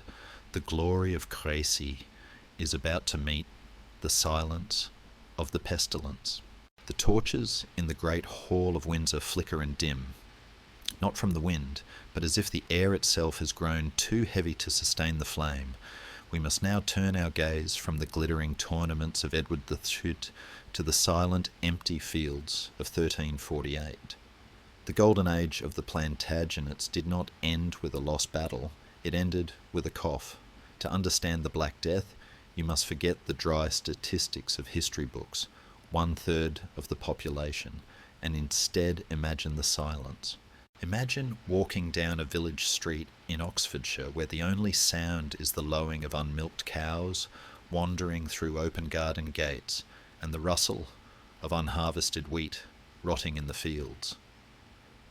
There are no church bells ringing because the bell ringers are dead and the priest is dead and the few who remain are too weak to pull the rope. This was the great mortality, a shadow that fell across the world and changed the soul of England forever. It began, innocuous and deadly, in the port of Melcombe Regis in Dorset. It arrived on a ship from Gascony, carried in the blood of black rats and the bellies of fleas. The chroniclers say it moved north like a fire trapped in dry grass. The speed of it was terrifying. A man could be healthy at breakfast, dining with his family, and dead by supper, his body covered in the dreaded buboes, black, apple-sized swellings in the armpits and groin. The air in the towns grew thick with the smell of vinegar and rosewater, desperate attempts to ward off the miasma, the bad air that people believed carried the disease. They burned juniper and rosemary in the streets, but the sweet smoke could not hide the stench of death. Even the royal house of Plantagenet, usually insulated by stone walls and good food, could not bar the door against this visitor. Edward III's beloved daughter Joan was on her way to Castile to marry the son of the king. She was 14, a pawn in the great game of diplomacy, travelling with a trousseau of immense splendour, beds of silk, cloth of gold, and a chapel set. She stopped in Bordeaux. The plague was raging there. Her advisers begged her to move on, but the unseen arrow struck. She died in the summer of 1348. When the news reached Edward III, the warrior king was broken. He wrote a letter to the King of Castile that is startling in its raw, human grief. "We are struck by the dart of death," he wrote. "No fellow human being could be surprised if we were inwardly desolated by the sting of this bitter grief, for we are humans too." It was a stark admission. The crown was no shield. The God-given right to rule meant nothing to the bacteria. In England, the social fabric began to tear. The cemeteries filled up within weeks. In London, great trenches were dug at Smithfield. Bodies were piled in, layer upon layer, like lasagna, as one grim modern historian put it, though at the time they said like bacon in a stack. The rituals of a good death, the last rites, the confession, the gathering of family, were abandoned. People died alone, terrified that their breath would kill their children. And then a strange thing happened. The fear turned to a kind of fatalistic recklessness. If death could come at any moment, why obey the laws? Why work for a pittance? The chronicler Henry Knighton wrote with horror that sheep and cattle strayed through the fields and corn, for there was none left to drive them. The feudal deal, I work, you protect me, had collapsed because the protectors couldn't stop the plague, and the workers were dead. But for those who survived, the world had changed. In a cruel twist of economics, the Black Death was the best thing that ever happened to the English peasant. Suddenly, labour was scarce. A lord who once had 50 peasants to farm his land now had 10. The crops were rotting. He needed hands. The surviving peasants realised their power. They leaned on their scythes and asked a question that would have been unthinkable 5 years earlier. How much? They demanded higher wages. They demanded better food. They moved from manor to manor, selling their labour to the highest bidder. The immovable class system was moving. Edward III, the great conservative, was horrified. He saw this not as market forces, but as moral decay. The lower orders were getting above their station. In 1351, he passed the Statute of Labourers. It was a law that tried to freeze time. It commanded that all men must work for the same wages they had earned before the plague. It made it illegal to ask for more, and illegal to offer more. It was an attempt to legislate against reality. The king was shouting at the tide. The law was widely ignored, but it planted a seed of deep, burning resentment between the crown and the commons.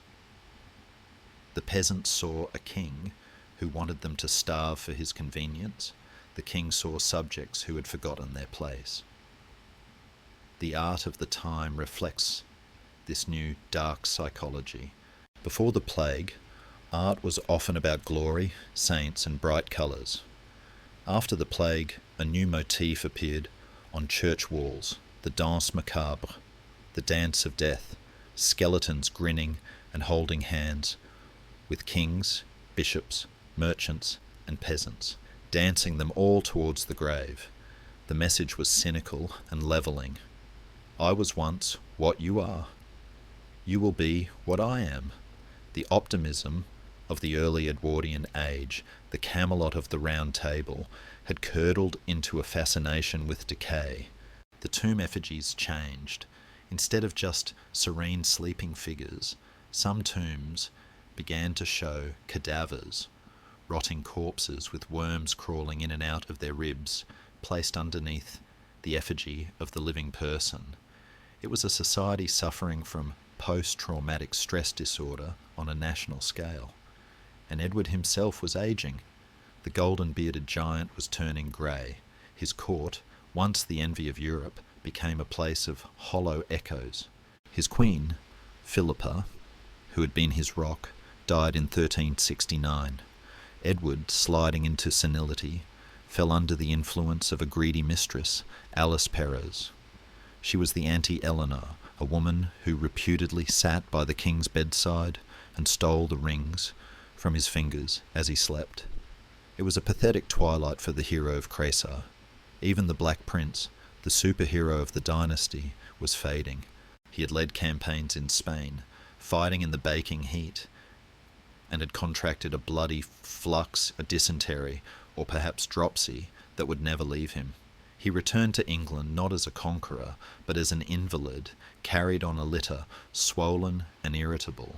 The man who had captured the King of France at the Battle of Poitiers in 1356 could now barely lift a cup. He died in 1376, 1 year before his father, plunging the succession into crisis.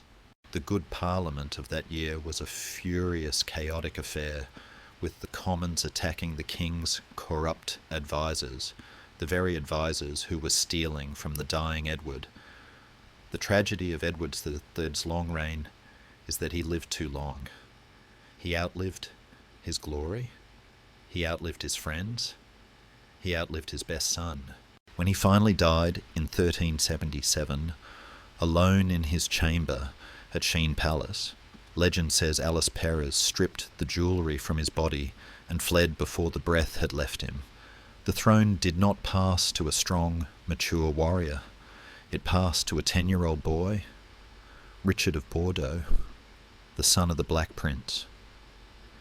The dynasty had survived the plague, but it had been hollowed out.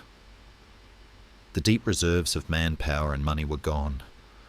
The certainty of the feudal order was shattered. The peasants were angry, the barons were restless, and the new king was a child who had never known a world without the shadow of the pestilence. The stage was set for a different kind of tragedy, not the external clash of armies, but the internal collapse of a mind. The Plantagenets had faced wolves, rebels, and bacteria. Now they would face the most dangerous enemy of all, a king who believed he was a god. The golden age of the longbow has passed, and we are left with a kingdom of nervous silence, ruled by a boy who saw himself not as a soldier, but as a living icon. Richard II was 10 years old when the crown was placed on his head in 1377. He was a creature of startling beauty, slender, pale, with heavy-lidded eyes and a mass of golden curls. He was the son of the Black Prince, the grandson of Edward III, but he had inherited none of their bloodlust. Instead, he had inherited a terrifying, brittle sense of his own divinity. Richard did not want to fight wars in the mud. He wanted to sit on a high throne, dressed in white velvet, and be worshipped. But the England he inherited was not in a mood to worship. It was hungry, broke, and angry. The cost of the endless wars in France had drained the treasury, and the government, run by Richard's powerful and unpopular uncle, John of Gaunt, came up with a new way to squeeze the stone. They introduced the poll tax. It was a blunt instrument, a tax of 1 shilling on every head, rich or poor. To a duke, a shilling was nothing. To a ploughman, it was a week's wages. It was the spark that landed in the powder keg of post-plague England. In the hot summer of 1381, the explosion happened. It wasn't just a riot, it was a coordinated rising. The Peasants' Revolt is a misleading name, for it wasn't just farmhands, it was skilled craftsmen, constables, and priests who marched on London. They were led by men with names that sound like folk heroes, Wat Tyler, Jack Straw, and inspired by a radical priest named John Ball. Ball preached a message that was centuries ahead of its time, asking a question that cut to the bone of the feudal system. When Adam delved and Eve span, who was then the gentleman? He was asking, why do we have masters? Why are some born to rule and others to suffer? It was a dangerous revolutionary idea. The rebels marched on London, and the city gates were opened to them by sympathisers. The capital descended into chaos. They burned the Savoy Palace, the magnificent home of John of Gaunt, throwing his gold into the Thames to show they were not thieves, but instruments of justice. They dragged the Archbishop of Canterbury from the Tower of London and beheaded him on Tower Hill. The king's advisers were terrified. They were besieged in the Tower, a boy king and his trembling court, while the sky turned black with the smoke of burning mansions. And then Richard II did the most courageous thing of his life. He was 14 years old. He rode out to meet the rebels. The confrontation took place at Smithfield, a flat open space usually used for cattle markets. On one side, the seething mass of rebels, on the other, the tiny royal party. Wat Tyler rode forward to parley. He was arrogant, perhaps drunk. He shook the king's hand, demanded a flagon of water, rinsed his mouth, and spat it out in front of the monarch. He presented a list of demands that would have dismantled the entire feudal order: the end of serfdom, the confiscation of church wealth, equality for all men. The Mayor of London, William Walworth, could not take the insult. He drew his dagger and slashed Tyler. The rebel leader fell from his horse, mortally wounded. The rebel army roared. Bows were raised. "They have killed our captain," they shouted. It was the moment where the Plantagenet Dynasty could have ended. But Richard II spurred his horse forward, alone, toward the line of archers. He raised his hand. "Sirs, would you shoot your king?" he cried out, his voice high and clear. "I am your captain. I am your leader. Follow me." It was a stroke of genius. He played on their deep-seated loyalty to the crown. They lowered their bows. They followed him to the fields of Clerkenwell, believing he was their saviour. He lied. As soon as the rebels dispersed, the royal armies moved in. The captain became the judge. The promises of freedom were torn up. "Serfs you are, and serfs you will remain," Richard told a delegation later. The gallows were busy for months. The boy had learned a dark lesson. Power is about performance, and promises are just words. This betrayal set the tone for his reign. Richard withdrew into the camera, his private chamber. He created a court of suffocating luxury. He is credited with inventing the handkerchief, a small square of fabric to wipe one's nose, a symbol of his fastidious nature. He rebuilt Westminster Hall, giving it the magnificent hammer beam roof we see today, a space designed for awe. He commissioned the Wilton diptych, a portable altarpiece that shows him kneeling in a robe of blue velvet covered in golden stags, his personal emblem, the White Hart, being presented to the Virgin Mary and the Christ Child. In the painting, the angels are wearing his badge. It is a window into his soul. Richard believed he was on speaking terms with heaven, but on earth he was making enemies. He hated the rough martial nobility of his grandfather's day. He surrounded himself with favourites, Robert de Vere, Michael de la Pole, men who flattered his vanity. The old barons, the Lords Appellant, led by his uncle, the Duke of Gloucester, and his cousin Henry Bolingbroke, felt pushed out. In 1388, they struck. The merciless Parliament purged Richard's court, executing his friends and forcing the king to submit to a council.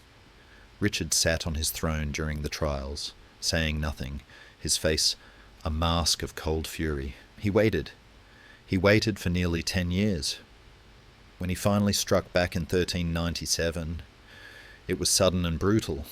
He had his uncle Gloucester arrested and murdered in Calais, smothered with a feather mattress, the favoured Plantagenet method. He exiled the other Lords Appellant. He began to rule as a tyrant, holding blank charters, force loans, over the heads of his subjects.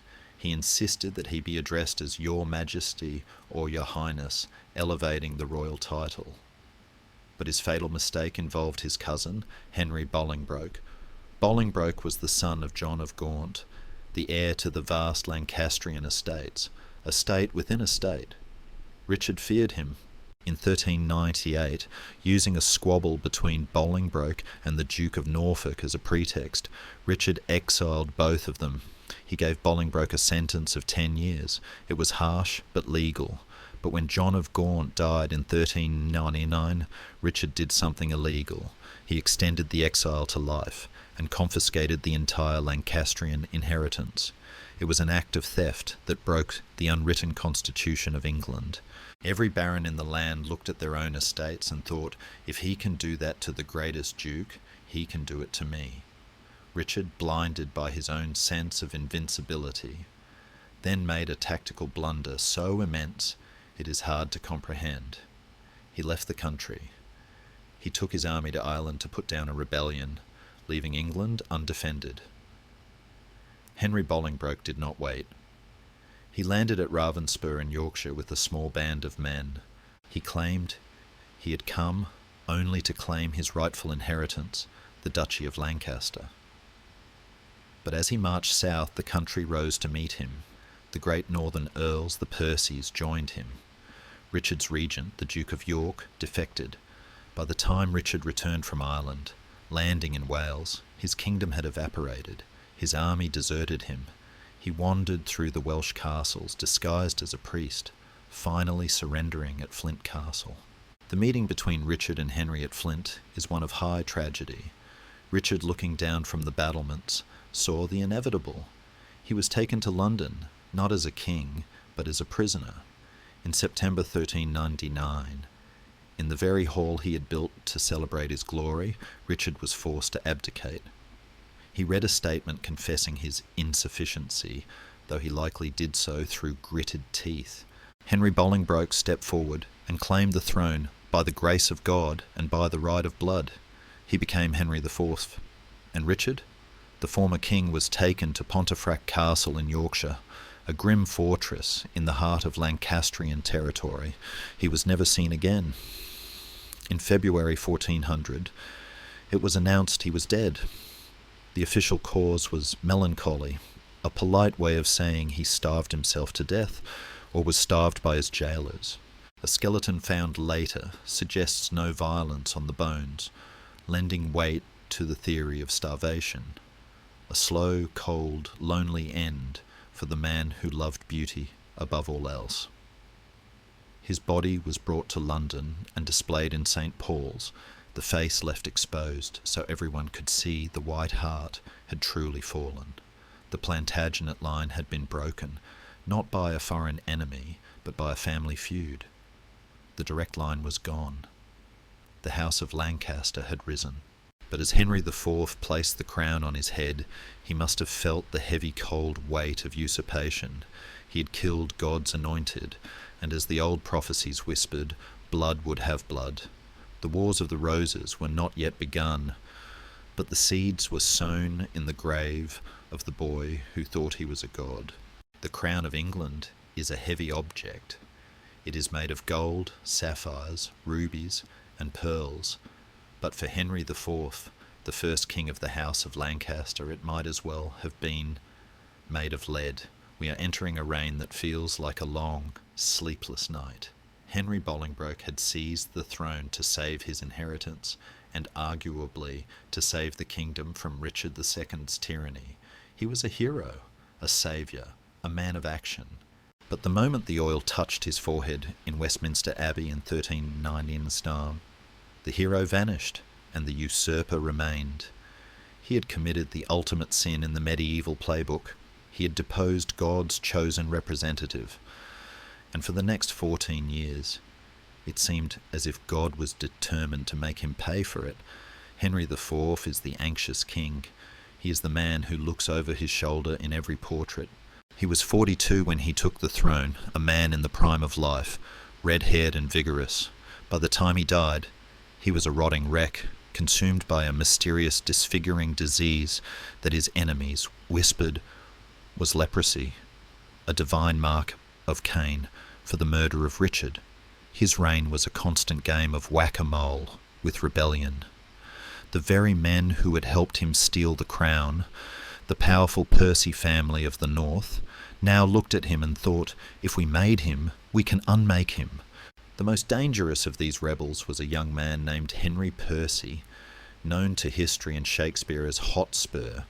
He was the medieval equivalent of a rock star, fiery, rash, brilliant in battle, and utterly impatient. He had been Henry IV's friend, but the friendship soured over money and prisoners. Hotspur felt the king was ungrateful. In 1403, the tension exploded. Hotspur raised the banner of revolt in Cheshire, gathering a terrifying army of veteran archers. He marched south to join forces with the Welsh rebel Owain Glyndwr. The climax came at the Battle of Shrewsbury. It is a battle that deserves to be better known, for it was a grim milestone. It was the first time in history that English longbowmen fought English longbowmen. The sky did not rain French or Scottish blood, it rained English death. The air was filled with the hum of thousands of arrows flying in both directions. It was a slaughterhouse. Men were pinned to the ground by their own technology.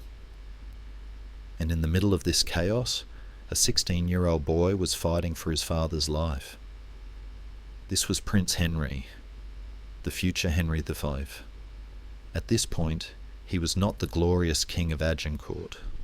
He was just Hal, a teenager trying to prove he wasn't the dissolute tavern brawler of legend. Historians, by the way, generally reject the Shakespearean image of Prince Hal wasting his youth with Falstaff. The real prince was fighting rebellions in Wales from the age of 14, living in the saddle, not the pub. At Shrewsbury, the reality of war hit him hard. An arrow struck him in the face. It entered his left cheek, burrowed through the bone, and lodged 6 inches deep in the back of his skull, missing the brain stem by millimetres. By all rights, he should have died, but the Plantagenets were survivors. He was carried from the field, the shaft of the arrow snapped off, leaving the metal bodkin point stuck deep inside his head. For days, he lay in agony while the royal surgeon, a genius named John Bradmore, crafted a special tool. It was a pair of honey-coated tongs with a screw mechanism. Bradmore inserted the tongs into the open wound, expanded them inside the arrowhead, and slowly, excruciatingly, unscrewed the metal from the prince's skull. The fact that Hal survived the surgery and the infection was seen as a miracle. It left him with a scar he would carry for the rest of his life, a constant reminder that death was just an inch away. While his son was recovering, Henry IV was disintegrating. The battle was won. Hotspur was dead, killed by an arrow to the face, perhaps a grim symmetry. But the peace did not hold. The Welsh were still in revolt under Glyndwr, who vanished into the mist and was never caught. The Archbishop of York rebelled and was executed, another sin on Henry's soul. The king's health collapsed. He suffered from fainting fits, rotting skin, and terrible pain. He became a recluse, spending his days praying in the shrines of saints, begging for forgiveness. He had a dream, a prophecy, that he would die in Jerusalem. He took this to mean he should lead a crusade to the Holy Land to wash away his sins. He spent years planning it, hoarding gold for a journey he would never make. The relationship between the sick king and the scarred prince grew toxic. Hal was young, energetic, and popular. Henry was old, sick, and jealous. The court split into factions. There were whispers that the prince wanted to push his father aside. In a famous, perhaps apocryphal scene, the prince is said to have tried on the crown while his father was sleeping, thinking him dead. The king woke up and caught him. "Fair son," the old man rasped, "what right have you to it? For you know well that I had none." The prince replied, "My lord, as you have kept it by the sword, so will I keep it for your life and mine." It is a dialogue that captures the brutal reality of the Lancastrian succession. Might makes right. The end, when it came in 1413, was draped in irony. Henry IV was praying in Westminster Abbey when he collapsed. His attendants carried him into the nearest room, the abbot's lodgings. As he lay dying near the fire, he asked where he was. They told him he was in the Jerusalem chamber. The prophecy was fulfilled, not in the Holy Land, but in a room named after tapestries of Jerusalem. He died as he had lived, disappointed, misunderstood, and burdened by a crown that had never really fit him. The moment Henry IV's heart stopped, the atmosphere in England changed instantly. The gloom lifted. The Prince Hal of legend stepped forward. He was 26 years old. He was a veteran of war, a survivor of surgery, and a man of intense, almost terrifying piety. He dismissed his wild friends, if he had them. He cut his hair short in a severe, monkish style. He stopped drinking wine. He was a man on a mission. He wanted to unite his fractured kingdom, and he knew there was only one way to do it. He needed a war. Not a civil war, but a glorious foreign war. He looked across the channel at France, which was currently in the grip of its own madness, a mad King Charles II, and he saw his destiny. Henry V was not just looking for land.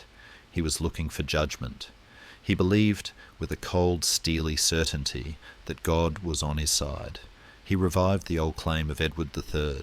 He demanded the French crown. When the French Dauphin sent him a box of tennis balls, mocking his youth and telling him to go play games, Henry's response was ice cold. He told the ambassadors that he would turn those balls into gunstones, cannonballs, that would smash the roofs of France. In the summer of 1415, the invasion fleet gathered at Southampton. But even here, the ghost of usurpers past haunted them. A plot was discovered, the Southampton plot to kill Henry and put a rival claimant on the throne.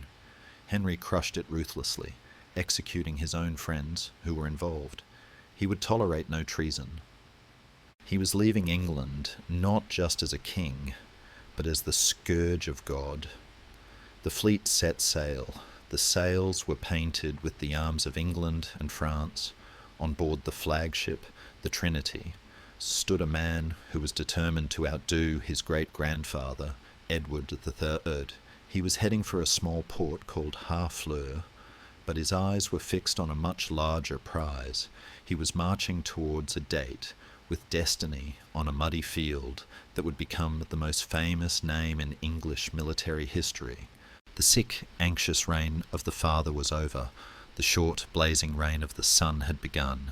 The sails of the English fleet snap in the wind, carrying the painted leopards and lilies toward the coast of Normandy. It is August 1415, and the last great hero of the Plantagenet Dynasty is sailing into history. Henry IV is not just leading an army, he is leading a crusade to prove that God is English.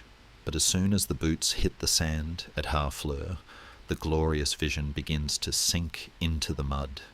The siege of Harfleur was meant to be a quick strike, a demonstration of English power. Instead it became a slow, grinding nightmare. The gunstones, the cannonballs Henry had promised, smashed the walls. But the heat of the summer bred a far deadlier enemy inside the English camp, the bloody flux, dysentery.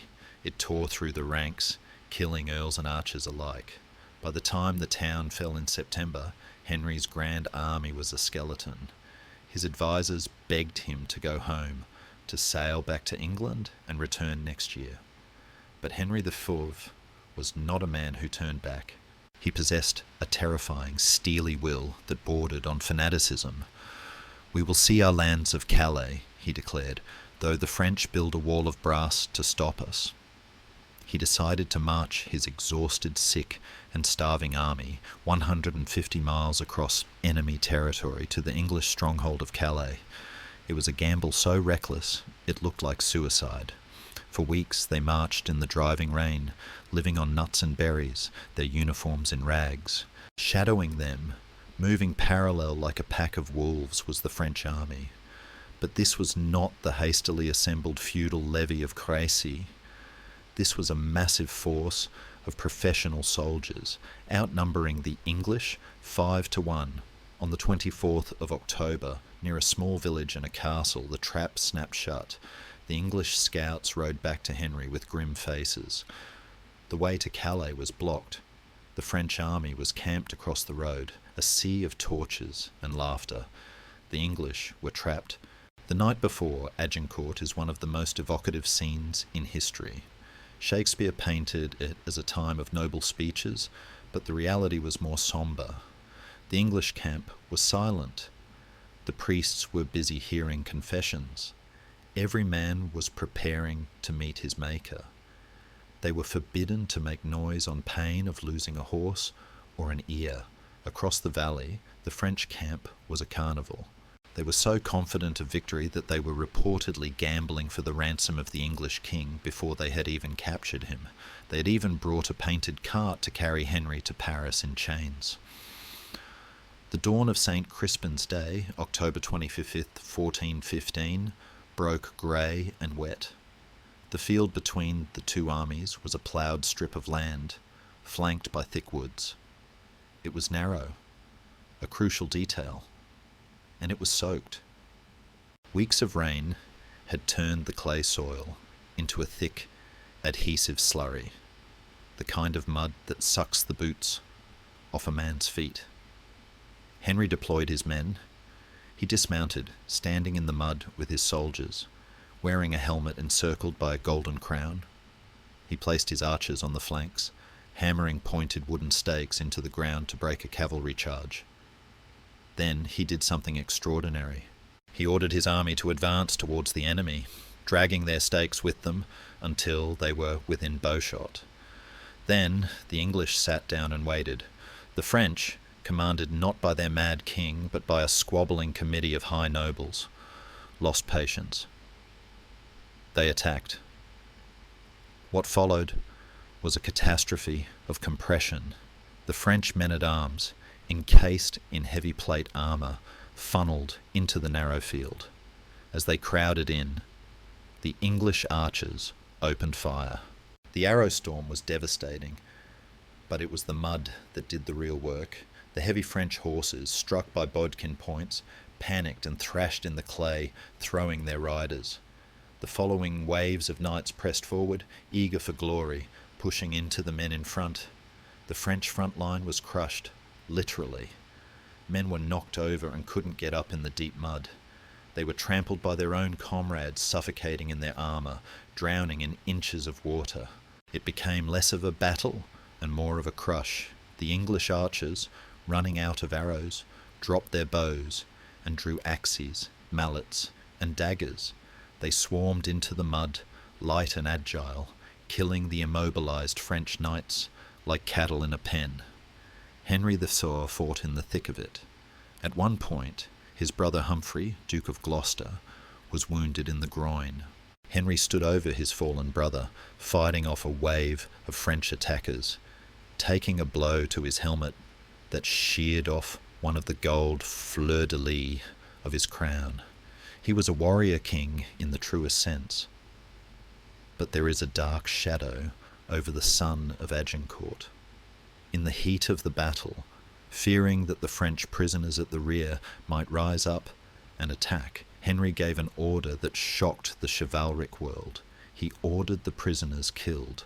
Hundreds of French knights, who had surrendered expecting to be ransomed, were butchered in cold blood. The English knights refused to do it. It was unchivalrous, and more importantly, it was burning money. So Henry ordered his archers to do the dirty work. It was a war crime by modern standards, a ruthless necessity by Henry's. It broke the French spirit completely. When the slaughter stopped, the flower of the French nobility lay dead in 3 great heaps, as high as a man. The Constable of France, 3 dukes, 7 counts, and thousands of knights were gone. The English had lost, by some accounts, barely 100 men, though likely more.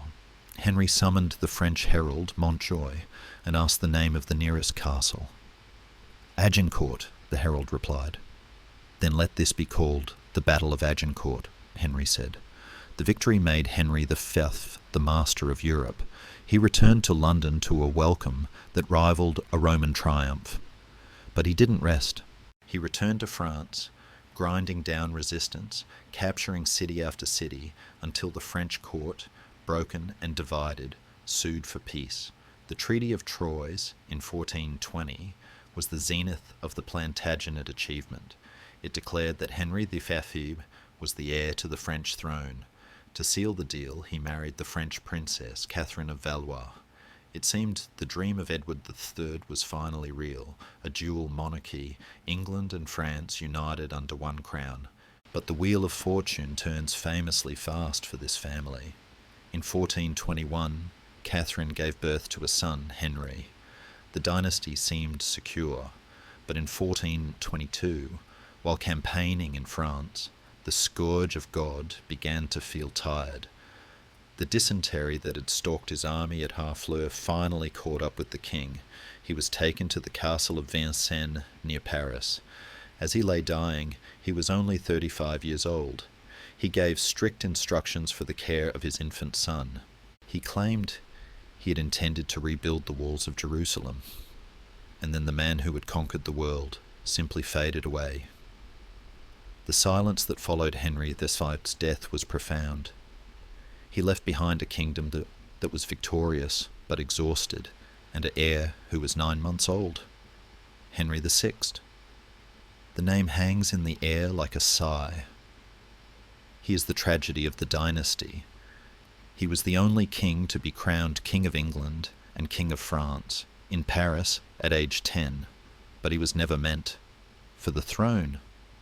He inherited his mother's mental fragility. Her father was the mad King Charles VI, and none of his father's steel. He grew up to be a gentle, pious, otherworldly man who hated war and loved books. He founded Eton College and King's College, Cambridge, leaving a legacy of learning, but as a medieval king, he was a vacuum, and nature abhors a vacuum. While Henry VI prayed, France was lost. It slipped away not because of a great French king, but because of a peasant girl named Joan of Arc. She appeared in 1429, claiming voices from God told her to drive the English out. The English called her a witch and burned her at the stake in Rouen, but the fire she lit could not be put out. The English commanders, quarrelling among themselves without the iron hand of Henry IV to guide them, were pushed back. Paris fell, Normandy fell.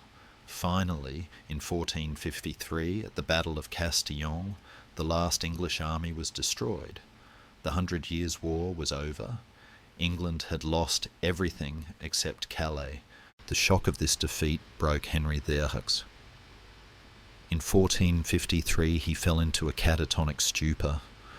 For 18 months he didn't speak, didn't move, didn't recognise his own wife or his newborn son.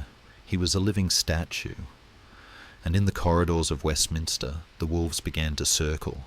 The loss of France meant that thousands of soldiers were coming home, bored, armed and angry. The nobles who had grown rich on French plunder were now fighting over the scraps of English land. They formed into factions. On one side, the Queen, Margaret of Anjou, a fierce, beautiful woman who was determined to fight for her sleeping husband and her son. She adopted the badge of the Red Rose. Though this symbol was largely a later invention, we will use it for the poetry of it. On the other side was Richard, Duke of York. He was the wealthiest man in England, a direct descendant of Edward III, and he believed he could run the country better than the catatonic king.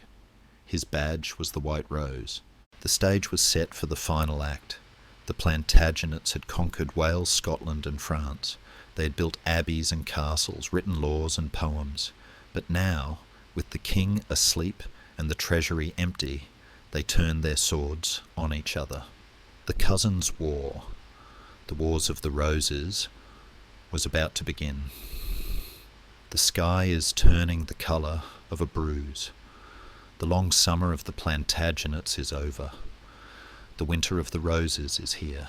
The sky over England has turned the colour of bruised iron, and the air smells of snow and old blood. We've reached the final act of our long journey, the violent, tragic and strangely beautiful twilight of the Plantagenets known as the Wars of the Roses. It is a story of a family devouring itself, a snake eating its own tail, until nothing is left but a new beginning. It begins not with a roar, but with a whisper in a garden, or so Shakespeare would have us believe. The reality was messier. It was a slow slide into chaos, driven by the vacuum of Henry VI's empty stare. When the king finally woke from his 18-month stupor in 1454, he found his kingdom divided. On one side stood his queen, Margaret of Anjou, the she-wolf of France reborn, fighting for the rights of her son with the ferocity of a mother tigress. On the other stood Richard, Duke of York, the man who had ruled as protector while the king slept, and who now refused to step back into the shadows.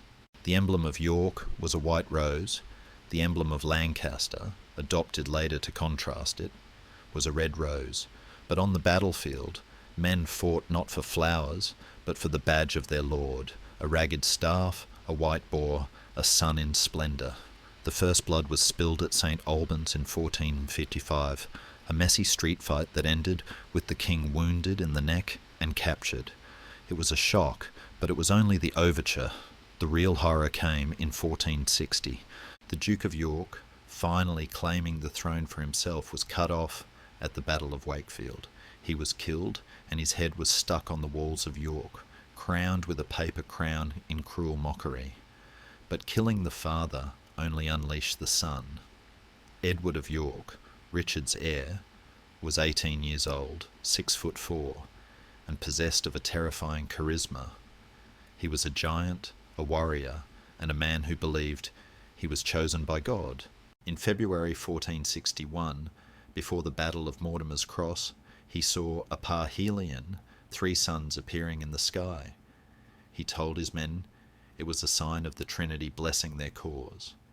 He adopted the sun in splendour as his badge and marched north to claim his destiny. This destiny lay in a snowy field near the village of Towton in Yorkshire, Palm Sunday, 1461. It is a name that should make us shudder. Towton was the bloodiest battle ever fought on English soil. 50,000 men clashed in a blinding blizzard.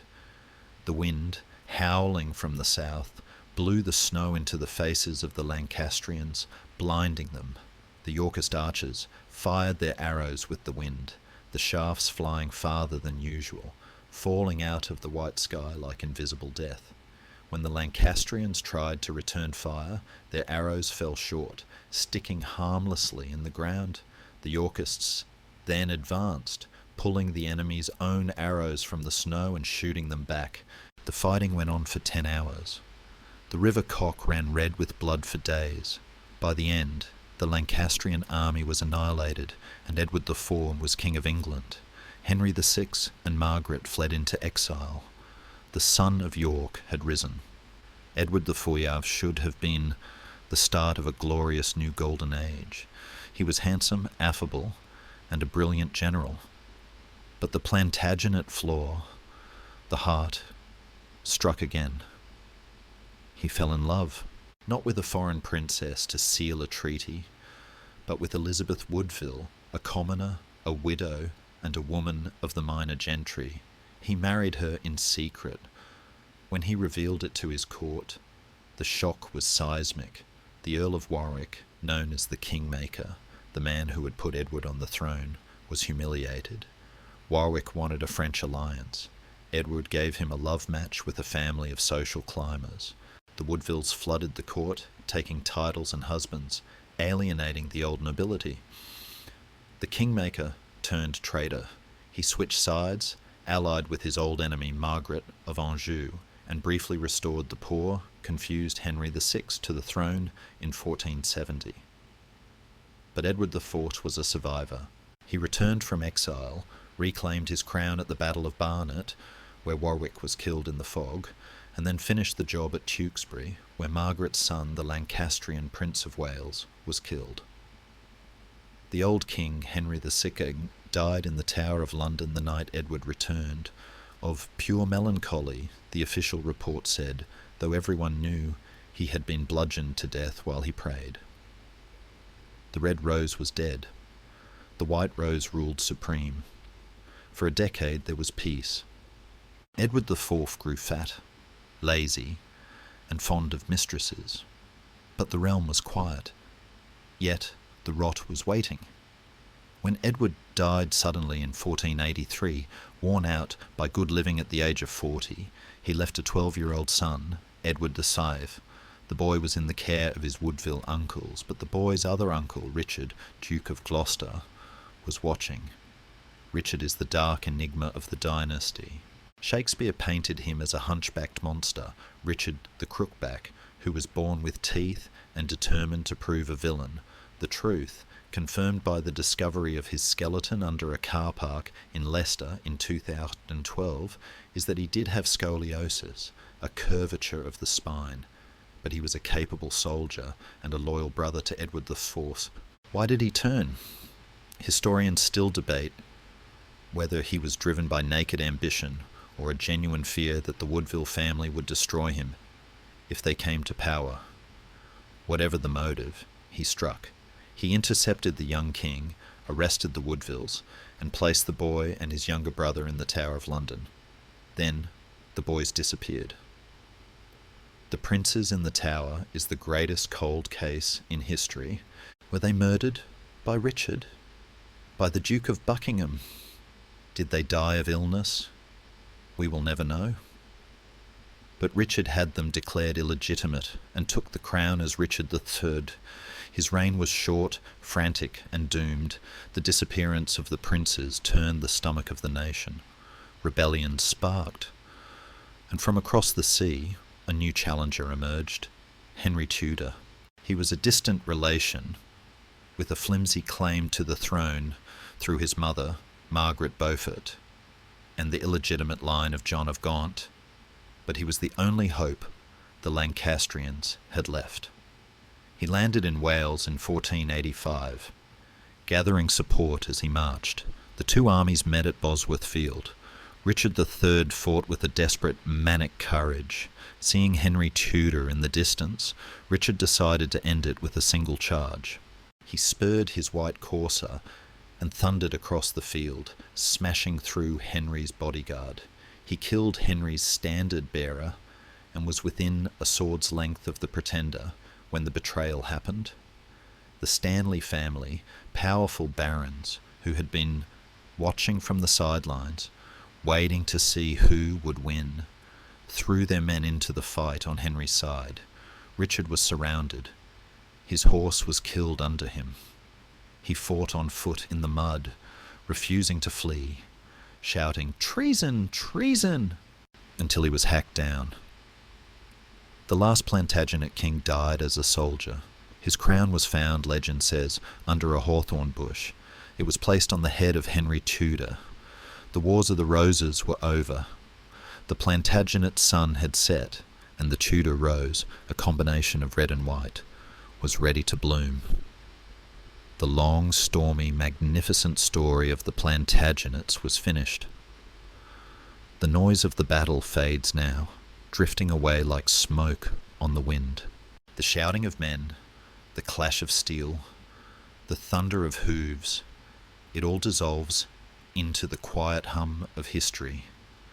The field of Bosworth is silent, covered once again in green grass and wildflowers, hiding the secrets of the dead beneath the earth. The castles that once bristled with archers, Windsor, Caernarfon, Dover, are now sleeping giants of stone, their halls empty of the kings who built them. Take a deep breath. Let the heavy velvet curtain of the past fall gently back into place. We have travelled a long way together, you and I. We have ridden through the forests of Anjou with Geoffrey and his broomflower. We have stood in the candlelight of Canterbury with Henry and Becket. We have felt the heat of the Holy Land with the Lionheart and the cold spray of the Wash with King John. We have watched the great cathedrals rise under Henry III and the great castles rise under Edward II. We have seen the glory of Crecy and the tragedy of the princes in the Tower. But now the kings and queens are resting. Their ambitions, their angers, their loves, they are all softened by the passage of time, turned into stories that we whisper in the dark. They have done their part. They've built the world we know, and now they sleep in their marble tombs, hands clasped in eternal prayer. You can let them go now. You can let the dates and the names drift out of your mind, like leaves floating down a slow-moving river. The history is safe. It is written in the books and in the stones. You do not need to carry it anymore. The only thing that matters now is the quiet of your own room, the softness of your pillow, and the steady, calm rhythm of your own breathing. The night is here. The story is done. The past is a dream, and the future is a sunrise that will come in its own time. For now, there is only the peace of this moment. Close your eyes. Let the darkness wrap around you like a warm cloak. You are safe. You are rested. Sweet dreams